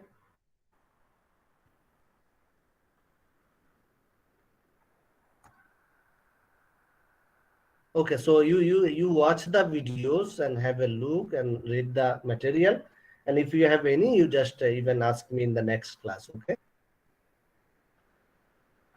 So the row transposition cipher is that. So plain text is written row by row in a rectangle. Say the plain text is, you see, attack postponed until 2 a.m. Okay, you see they did not put any digits, so attack postponed until 2 a.m. and these are just some padding. Okay. Hello. Yes, sir. Now in transposition cipher, we know that we don't change the letters. What we do, so we have got this matrix, right? We have got this matrix. Now we will be sending the columns in different order. We will send the columns in different order, and the column ordering is the key of the system. That means the receiver will know like which columns in which order you will be sending the column. Okay. So both sender and receiver, they know the dimension of the matrix. What is the dimension of the matrix? And which order the sender will be sending the column. So the receiver will arrange the column in that order. Hello. Yes, sir. So after attack postponed until 2 a.m. So the cipher text will look like this. You see, at first you will send the third column. So TTNA. So this is the cipher text. Then fourth column AP this. So when you get this, you actually you recover nothing from this cipher text. Okay. But all the letters of the plain text are here. But still, it looks so confusing, right? Hello. Yes, sir. So when the receiver receives it, he or she will arrange the columns in the particular order, and then will be able to recover the plain text, right? So here you can say that the frequency distribution of the letters are actually the frequency distribution remains fixed or same, right, in transposition cipher. Hello, right? কারণ আমি তো কোনো substitute করছি না, right? So if the frequency is highest in the plain text, definitely in the ciphertext the frequency of E will be highest, right? So hello. Yes, Yes, sir. sir. Yes, sir. So when you get a ciphertext, that a good amount of ciphertext, and you do a frequency analysis, and if you get the natural frequency distribution, then you can say that okay, this is not a substitution cipher, this is a transposition cipher. If the frequency distribution remain fixed or remains same. But if the frequency distribution is different from the original frequency distribution, then you can say that okay, this is a substitution cipher, not transposition cipher, right? Hello. Yes, sir. Okay, so this is the preliminary analysis you can do to check whether the cipher is substitution or transposition. Now the product cipher, as I mentioned earlier, like if you use substitution cipher, it is not very difficult to break, or if you use transposition, again it is not that difficult to break. But if you use both of them one after another, okay, use a sequence of substitution and transposition. That means you say you replace A with K and say N with Z, and then again you change the position of the letters, that means substitution and transposition, then it becomes very hard to break. Okay, hello, you Yes, got the sir. point here? Okay, sir. So in classical cipher or older ciphers, the transposition or substitution was applied like individually, like once in one cipher, another in another cipher. But in modern cipher, we use the same technique, substitution and transposition, but combinedly and at multiple times. And that is the you can say the difference between the modern cipher and the classical ciphers. If we analyze a modern cipher at the bottom or at the end, we see that actually they have applied the transposition and substitution, and combinedly and multiple times, or at multiple number of or a number of stages. Okay, hello. Yes, sir. Okay, that is called the product cipher. So all the modern ciphers are product cipher, especially the symmetric ciphers. Okay, now there are like in terms of the types of security. Okay, one is called the unconditional security. It means if I give you all the computational resource in the world, available in the world right at this moment, still you won't be able to break a system. Okay, whatever the time, whatever the computing power I give you, you will not be able to break the system. Okay, so that is called the unconditional security. No matter how much computing power is available, the cipher cannot be broken, since the ciphertext provides insufficient information to uniquely determine the corresponding plain text. But it does not exist in real application. Okay, in computer application we cannot achieve unconditional security, but there is another term used in security that's called the computational security. Okay, that is computationally secure a cipher. What is that? Say you develop a cipher, if I give you the enough computing resource, still it will take huge time, say for example 100 years or 500 years, like that. Okay, so given the limited computing resource, time needed for calculation is greater than the age of the universe. The the cipher cannot be broken. So that is called the computationally secure. So for example, আমার ধরো ব্যাংকের যে আমি একটা transaction করলাম, it is encrypted. নাও এটা যখন এখন ডিক্রিপ্ট করতে যদি 1 বছর লাগে, ততদিন তো আমিও মারা যাব, আমার অ্যাকাউন্ট তো ক্লোজ হয়ে যাবে, right? Bank account. Hello, Yes, sir. so that is called the computationally secure system or computational security. Okay, but it is not unconditional, but it is computational. It is impossible to break the system within the like within 100 years or 200 years or 300 years. Okay, so that is called the computationally secure system. A cipher is unconditionally secure if it is secure no matter how much resources the attacker has. A cipher is computationally secure if the best algorithm for breaking it will require so much resources that practically the crypto system is secure. Okay, all the ciphers we have examined are not unconditionally secure. Okay, so there is a theoretical unconditionally secure cipher. So here you see the key is infinite length, okay, and it's not repeated. It is used one time. Okay, so that key, so for unconditionally secure system, the condition is the key must be infinite, that and also the random, and should be used one time. One key cannot be used twice. Okay, hello, and the key is infinite length. Okay, since it is infinite length, that means you use one key at a time, not more than once, right? Hello. Yes, sir. Yes, sir. Which is difficult to get.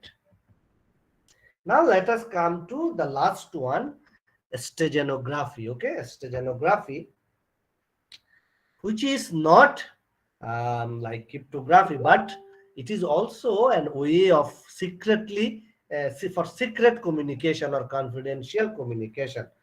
It is outside of cryptography. Okay, so hide a message in another message. Okay, so hide your plain text in a graphic image or graphical, actually it should be graphical image. Okay, or graphics image, it should not be graphic. Yeah, graphics image. Okay, so each pixel has 3 bytes. You know that in a color image, in a color image, so each pixel in the image is stored by or denoted by 3 bytes. Okay, 3 bytes. One is the for red color, RGB green color, and blue color component. Okay, so 0 to 1 byte, 0 to 255, 0 to 255, 0 to 255. Now, so 8 bit, each color component is 8 bit. So if you replace the least significant bit of the color code, say for example you have a small message. Okay, so all the bits you place in the least significant bit of the color code, then what will happen? Will there be any change in the image? No, sir. Very little change. With a naked eye, you won't be able to determine, or you won't be able to see the difference. Okay, because it is the least significant bit. Okay, you see, say color code for red, it is 240. Now you have changed it to you change it to 241. So the change is very minute, that actually human eye cannot detect or cannot differentiate the difference between the like this image and that image. Okay, so what is the advantage? Advantage is, say you are sending a message, say your own message, so nobody will be able to, like, it does not attract the suspicion of the attacker. Okay, hiding existence of the message. Okay, মানে কেউ বুঝতে পারবে না যে মনে করবে একটা message পাঠাচ্ছে। Okay, but it is high overhead, right? Because তুমি একটা বিট পাঠানোর জন্য তুমি একটা byte পাঠাচ্ছ, right? That means 8 times more data you are sending, right? For 1 bit you are sending 8 bits, right? Hello. Yes, sir. Yes, sir.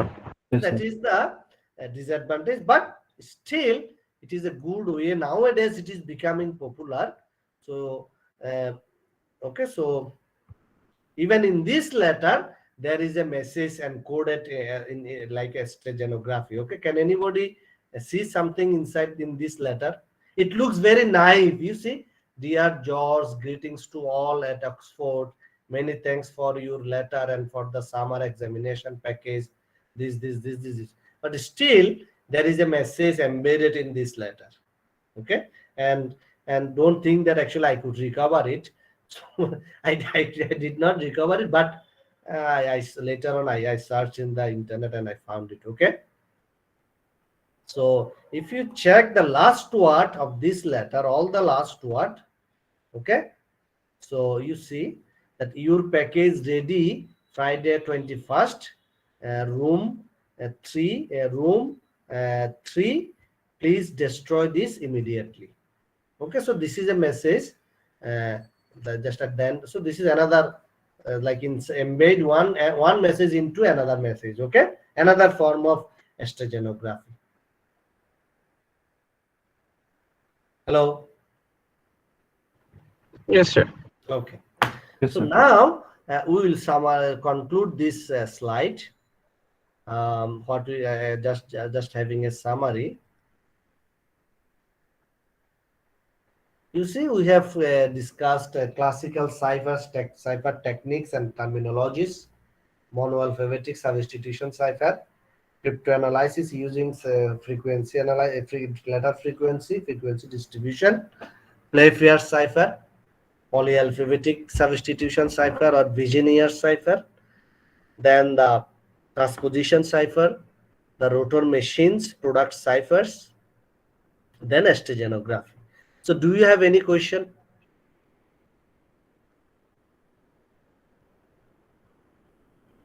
No, sir. Anybody? সবাই কেউ কি ঘুমায় পড়ছো? বাট্টাত না না, খেয়ে ডিনার না করে ঘুমায় No, পড়ছো? sir. না No, স্যার sir. না sir ঘুমাইনি sir. Okay. Okay. So we will start a new topic, which is a secure system model, but let us have a break for 5 minutes. Okay. So we will start secure system model in the last phase. Okay. Okay, sir. Okay. So hello. Yes, sir. yes sir So Yes, let sir. us start the secure system model, but in the beginning of secure system model, we will try to have a brief understanding of the information theory, okay, which is a basic subject of computer science, information theory. Okay, just like very basic. Okay, so because it is like good to have that idea. So so information theory means like in communication or to represent information, how many bits we require to exchange or to communicate some information. Okay, so information is measured in characters or in bits. Okay, so as when describing the length of an email message, or in digits. The convention in information theory is to measure information in bits. Okay, that is how many bits is required to communicate or to exchange the information. Hello. Yes, sir. So the bit, you know that bit is for the binary digit.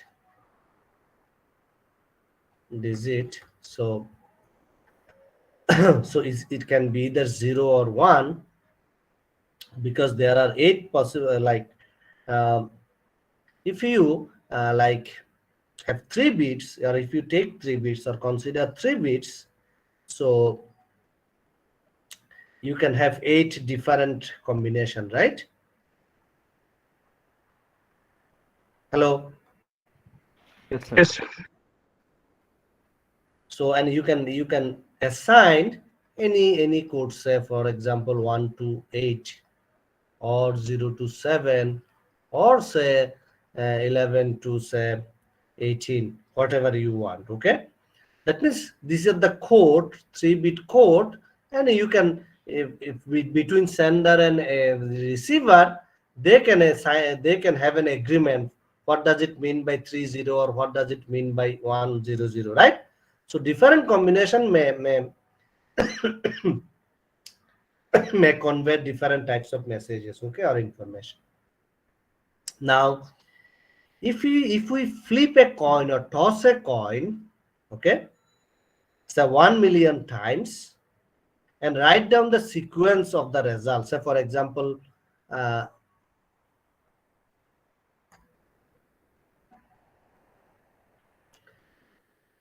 সেটা তো ইয়ে হয়ে গেল।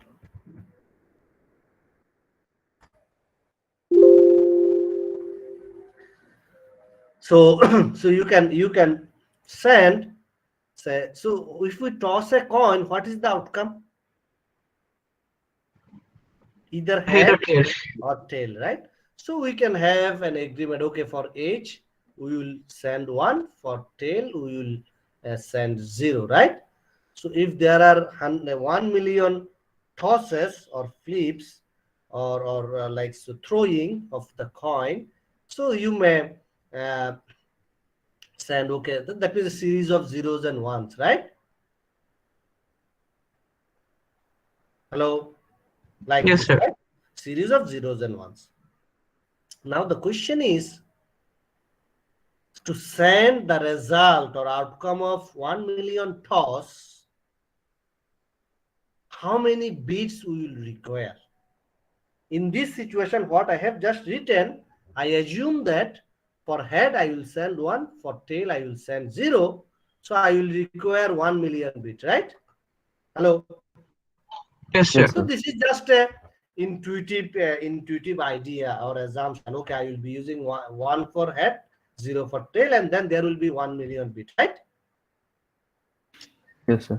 Okay, but this is not the case. How many bits we will require to send the outcomes of 1 million coin toss, that depends on the information content of those events. Okay, so let me just explain it. Okay, if the system is unbiased, then we that is purely unbiased, that is 50% time there will be head, 50% time there will be tail. So definitely we will require 1 million bits, that is zeros and ones. Okay, hello. Yes, sir. But if the coin is biased, say for example, say the heads occur only 1/4 of the time. That is, if you toss 4 times, on average 3 times there will be tail and 1 time there will be head. Okay, hello. So this the coin is biased. আমরা ludo খেলি না, ওইখানে কি সব সময় ছক্কা পড়ে অথবা 1 পড়ে? না sir. So sir. sometimes the dice of the coin can be biased. Okay, so we are just assuming that the coin is biased. So the probability of having head is 1/4 only. Okay, not, this is the unbiased, right? This for unbiased coin it is 2/4 or half, right? Hello. Yes, sir. Okay. Yes, sir. So theoretically, or using information theory, we can say that we will require, we don't require 1 million bit. If this is the situation, we will require only 811,000 bits on average. Okay, we don't need like 1 million bit. Okay, that means 811,300 bits. So this would seem to imply that each flip of the coin requires 0.8113 bits per outcome, right? Hello. Yes, sir. Yes, sir. এটা কি তোমাদেরকে বিশ্বাসযোগ্য মনে হচ্ছে? Is it Believable?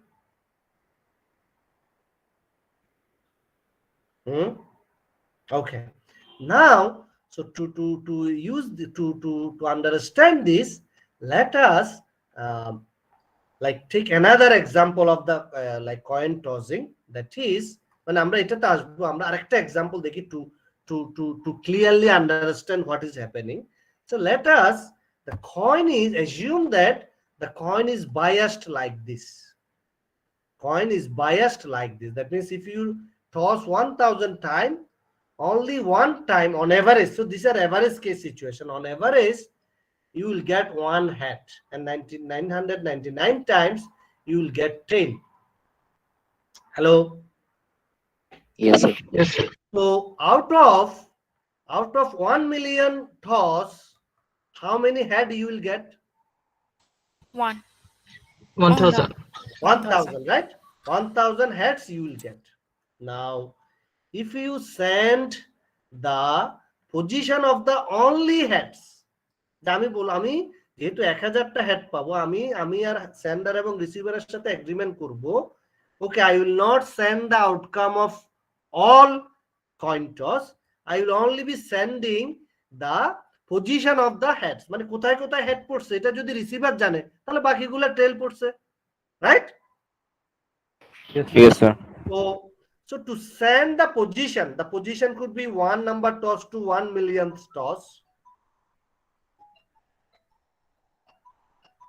1 million toss. So to express this position, we need 20 bits, and 1000 position, that means 1000 bits, 1000 position, so 20,000 bits we require. 20,000 bits. Hello? So can you Yes, sir.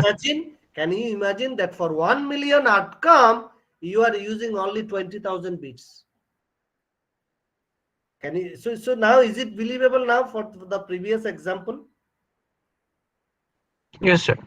Okay, now and again, so I say now we can decide that okay, I will not send the position, absolute position of the heads. I will not be sending the absolute position of the head.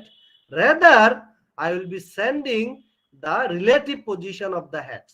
That means instead of sending the absolute position, so এটা 100 নম্বরে, এটা হচ্ছে 500 নম্বরে, এটা হচ্ছে 5000 নম্বরে, instead of sending the absolute position, we will be sending the distance between two heads. That means if this is the position, what is the next position? So just you need to add the next position. Okay, this position p1 plus the distance, you will get the next position. Okay, hello? Yes, sir. So if you apply the relative position, or if you send the relative position, you need maximum 12 bits to express the position. That means you need, for 1000 you require 12,000 bits for 1 million outcome. For 1 million outcome, only 12,000 bits. That means for one outcome you are sending practically 0.012 bits. Hello? Yes, sir. Yes, sir. So you see, so we have how we will convey the information. We can send 1 bit for one toss, or in a different way we can convey the information, but to the receiver he will get the full information, right? So this Yes, is sir. called the coding technique, how you will be sending the information. Okay, but using the information theory, what we can do, we can mathematically say that what is the minimum number of bit can be used for a certain information system. Say for example, if the probability of head is 1/4, if we apply this mathematical formula, you will get this. That means for one outcome or one coin toss, we require 0.8113 bits. Okay. Hello. If the probability of having head is 1 by 1000, we will get something like this. At a bit per coin toss. Okay, or even a smaller than that. Okay. Hello. So Yes, sir. this is called from a system how to represent the information. So this is called, or how many bits is it requires to represent the outcome, that is called the entropy of the system. Entropy of the system. So entropy of the system means this is called basically the uncertainty. That the more uncertain, the more information content in the system. Okay. You see, if the coin is unbiased, it is totally uncertain what we will get in the next toss, right? It could be head, it could be tail. But if it is heavily biased, we can say that okay, there is a like chance, good chance. Say for example, if it is 3 by 4, or say and tail পড়ার, okay, head পড়ার probability যদি 1/10 হয়, we can say that 90% probability, we can say that the next toss we will get tail, right? That means the system is less uncertain. The more uncertainty, the information content will be more. Okay. Hello. Yes, So sir. the formula is this: entropy of x equal to minus summation of probability of one event log 2 pi. Okay, log 2 pi. So for coin toss, if it is half, the probability of having head is half, so we'll get half log 2 half minus এখন টেলেরটা আসবে, so half log 2 half. Okay, so this is the for unbiased coin, this is this. So we can get minus log 2 half, we can get log 2 and this is 1. That means information content of the system or entropy of the system is 1 bit. For unbiased coin, we need to use 1 bit. That means we need to use 1 million bit for 1 million coin toss. Hello. Yes, sir. Yes, sir. And when the events are equally probable, that means the system is more uncertain, right? Most uncertain. If the events are equally probable, ধরো তুমি একটা ছক্কা throw করবে, if all the possibility or probability of having 1 2 3 4 5 6 is 1 by 6, that means the system is totally uncertain, right? Equally probable. তুমি বুঝতে পারবে না এখন কি 1 পড়বে না 6 পড়বে না 3 পড়বে না 4 পড়বে, right? So the system is most uncertain and you will have the highest entropy. Hello. Yes, sir. তোমরা কি এটা আগে পড়ছো কখনো? পড়ে থাকতে পারো। Okay. So No, this sir. is called the entropy of the system or information content. Okay. তো এটা ইনফরমেশন থিওরিতে মাস্টার্সে কিন্তু টোটাল পুরোটা কোর্সে হয়, বুঝছো? তো তোমরা যদি ইন্টারেস্টেড হও এগুলো পড়তেও পারো ডাউনলোড করে, বই ডাউনলোড করে। Okay, but this is the beginning or fundamental concept of information theory.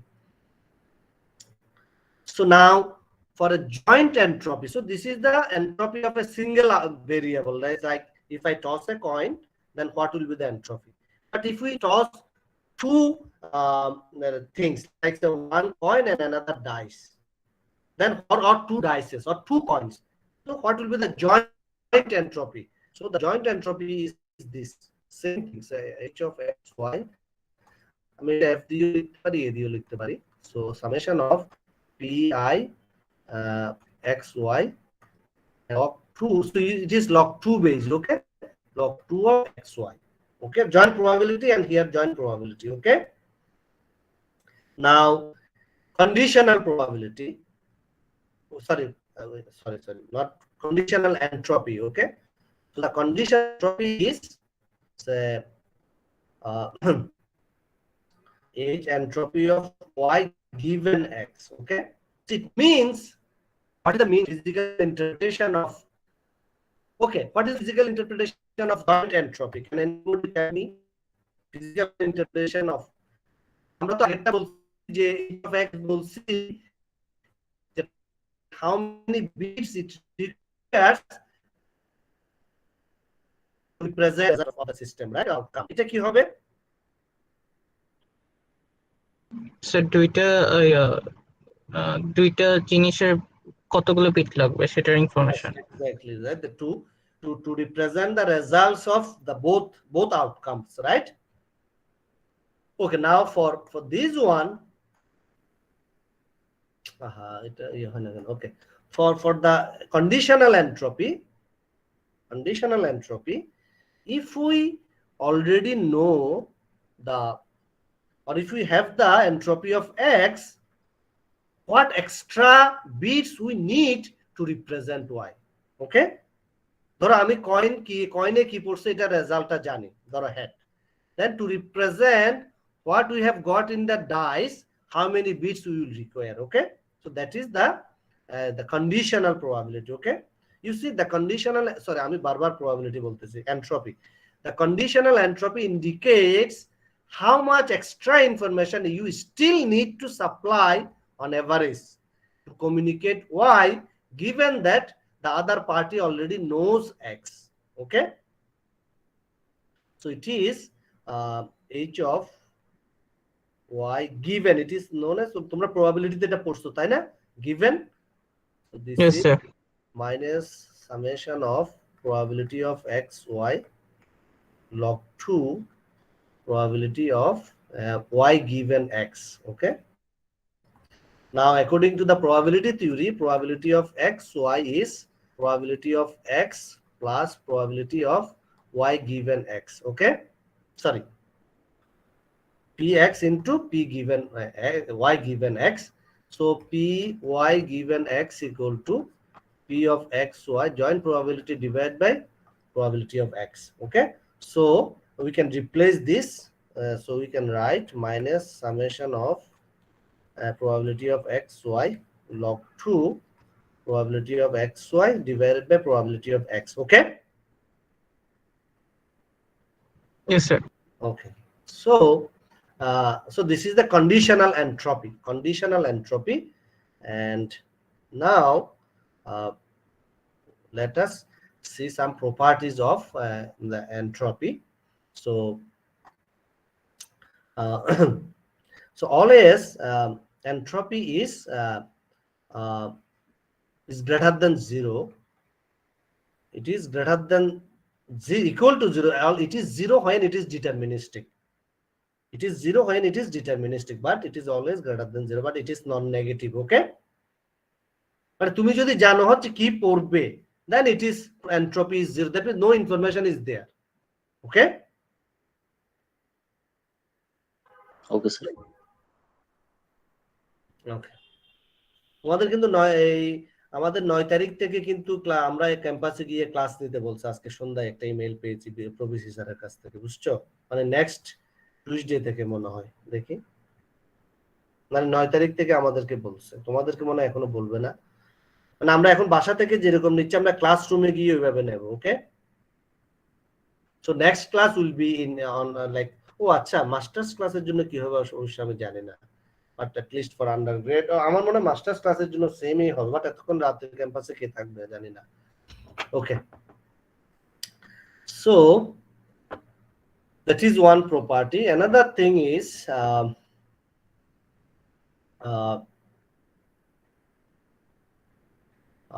entropy of এটা খুব important.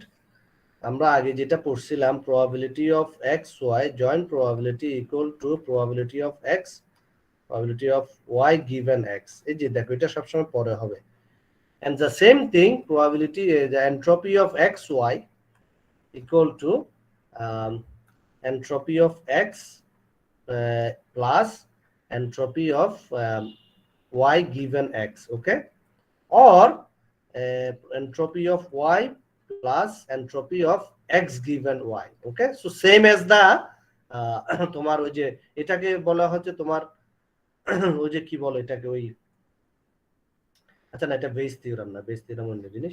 So this is the like the same as the probability. Okay, joint probability যে থিওরাম ওইটার এন্ট্রপির জন্য শুধু এখানে plus. Okay, and the conditional probability, that means and sorry, আমি বারবার entropy of x given y is not equal to like y given x. Okay, that is one thing. And another thing is if you have say x given y is always less than equal to entropy of x. That means if you get some information, so entropy of x will be always less than you have no information available to you. Okay, no other information excluding x. Okay, এখানে তো given y আছে, right? That means you have something in hand. So in that case entropy of x given y is always less than the entropy of তোমার x. Okay, hello. Okay, sir. And if they will be equal when there is no correlation or they are independent, when they are independent outcome or event, then entropy of x given y will be equal to in entropy of x. Okay, তাদের মধ্যে যদি কোনো correlation না, কোনো মানে dependency না থাকে, ওকে, then maximum entropy we already have discussed it. When the events are equally probable, then we get the highest entropy. Okay, we get the highest entropy. That means entropy of x is less than log, ওই যে আমরা কিছুক্ষণ আগে half পেয়েছিলাম, the log of যে pi. So এটা হচ্ছে আসলে এরকম, where pi is the equal for all, so that is the highest entropy we get. Okay, any question?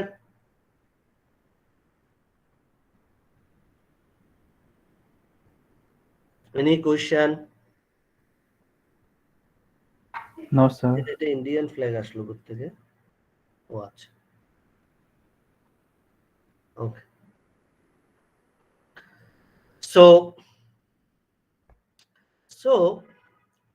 now we will practically see how to compute the entropy, how to practically compute the entropy. Just quickly আমি একটু বলে দিই, তোমরা বাসায় একটু দেখো, আমি next ক্লাসে একটু এক্সপ্লেইন করব আবার। So this is the table. So there are two variables. The variable is x and y. This is y and this is x.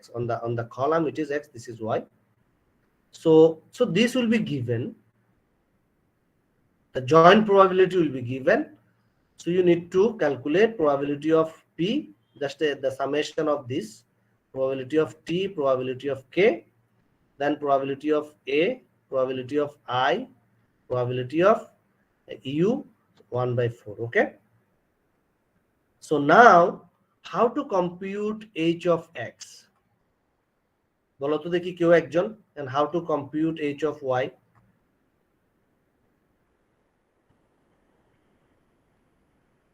So h of x equals to h of x plus h of y by x. আচ্ছা, এটাও করতে হবে, কিন্তু আমরা তো এটা না।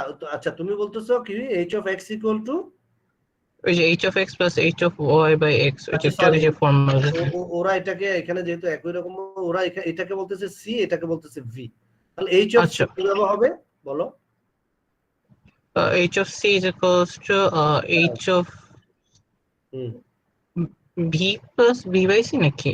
sorry, না না না, কেন, আমরা তো একটা বেসিক ফর্ম ইয়ে দিয়ে পারবো, তাই না? Minus log of pi log of 2pi, তাই না? answer. So what are the values of c? P, t, k, right? So it will be probability of c equal to p minus probability of c log 2 probability of c equal to p minus p probability of c equal to t log 2 p c equal to t minus p, আমি আর c equal to আর না লিখলাম, হ্যাঁ, probability of k log 2 probability of k। তাহলে এগুলোর value তো এখানে দেয়াই আছে, দেখো এগুলা। probability of p is 1/8, so minus 1/8 log 2 1/8 plus, sorry, এটা মাইনাস হবে, minus probability of t কত 3/4, so minus 3/4 log 2 3/4, right?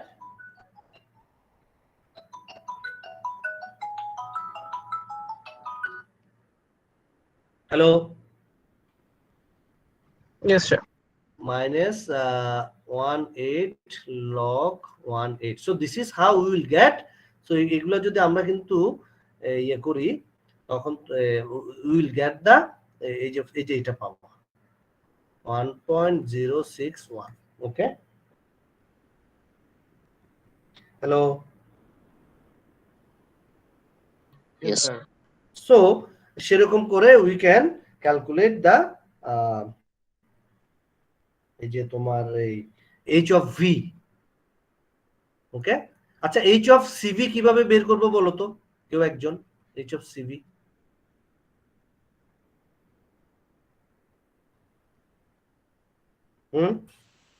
minus summation f হ্যাঁ, of এটা তো x হচ্ছে থিওরি, বাট এই এক্সাম্পলের জন্য কি হবে? আচ্ছা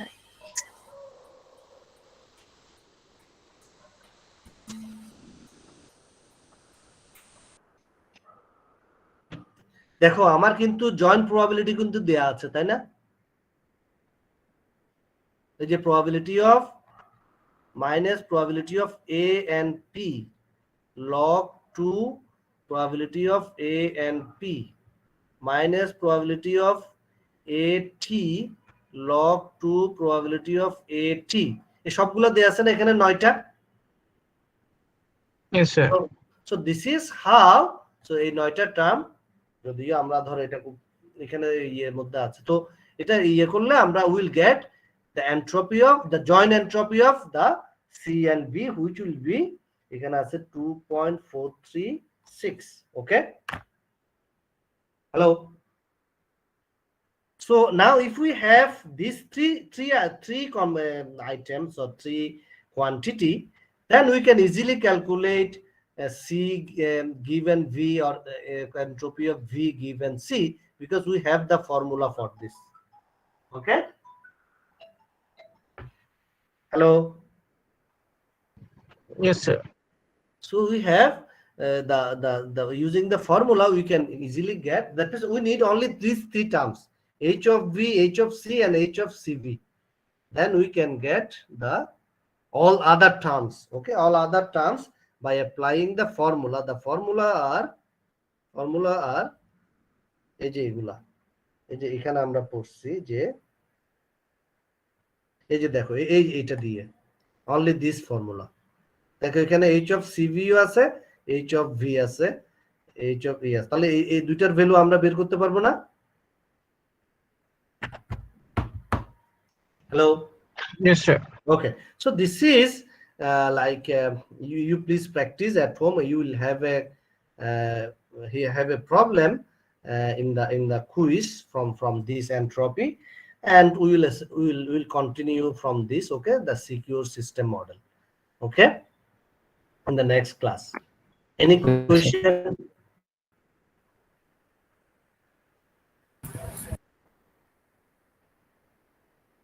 Hello. So let us stop here. I understand that. দেখো এখন আস্তে আস্তে লোকজন অ্যাড হচ্ছে, attendance.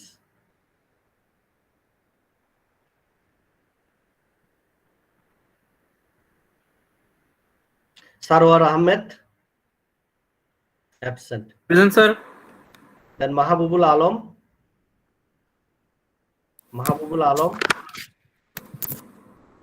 Arafat Hussain. Akib Javed. Yes, sir. Akib Javed. Sir, Arafat. Sir, Akib Javed. Rabbul Hussain. Present, sir. Ullash Poddar. Atikur Rahman. Present, sir. Nadim Rahman. Yes, sir. Ramisa Samin.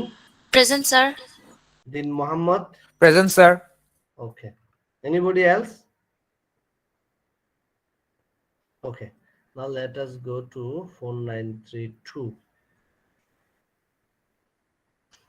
attendance.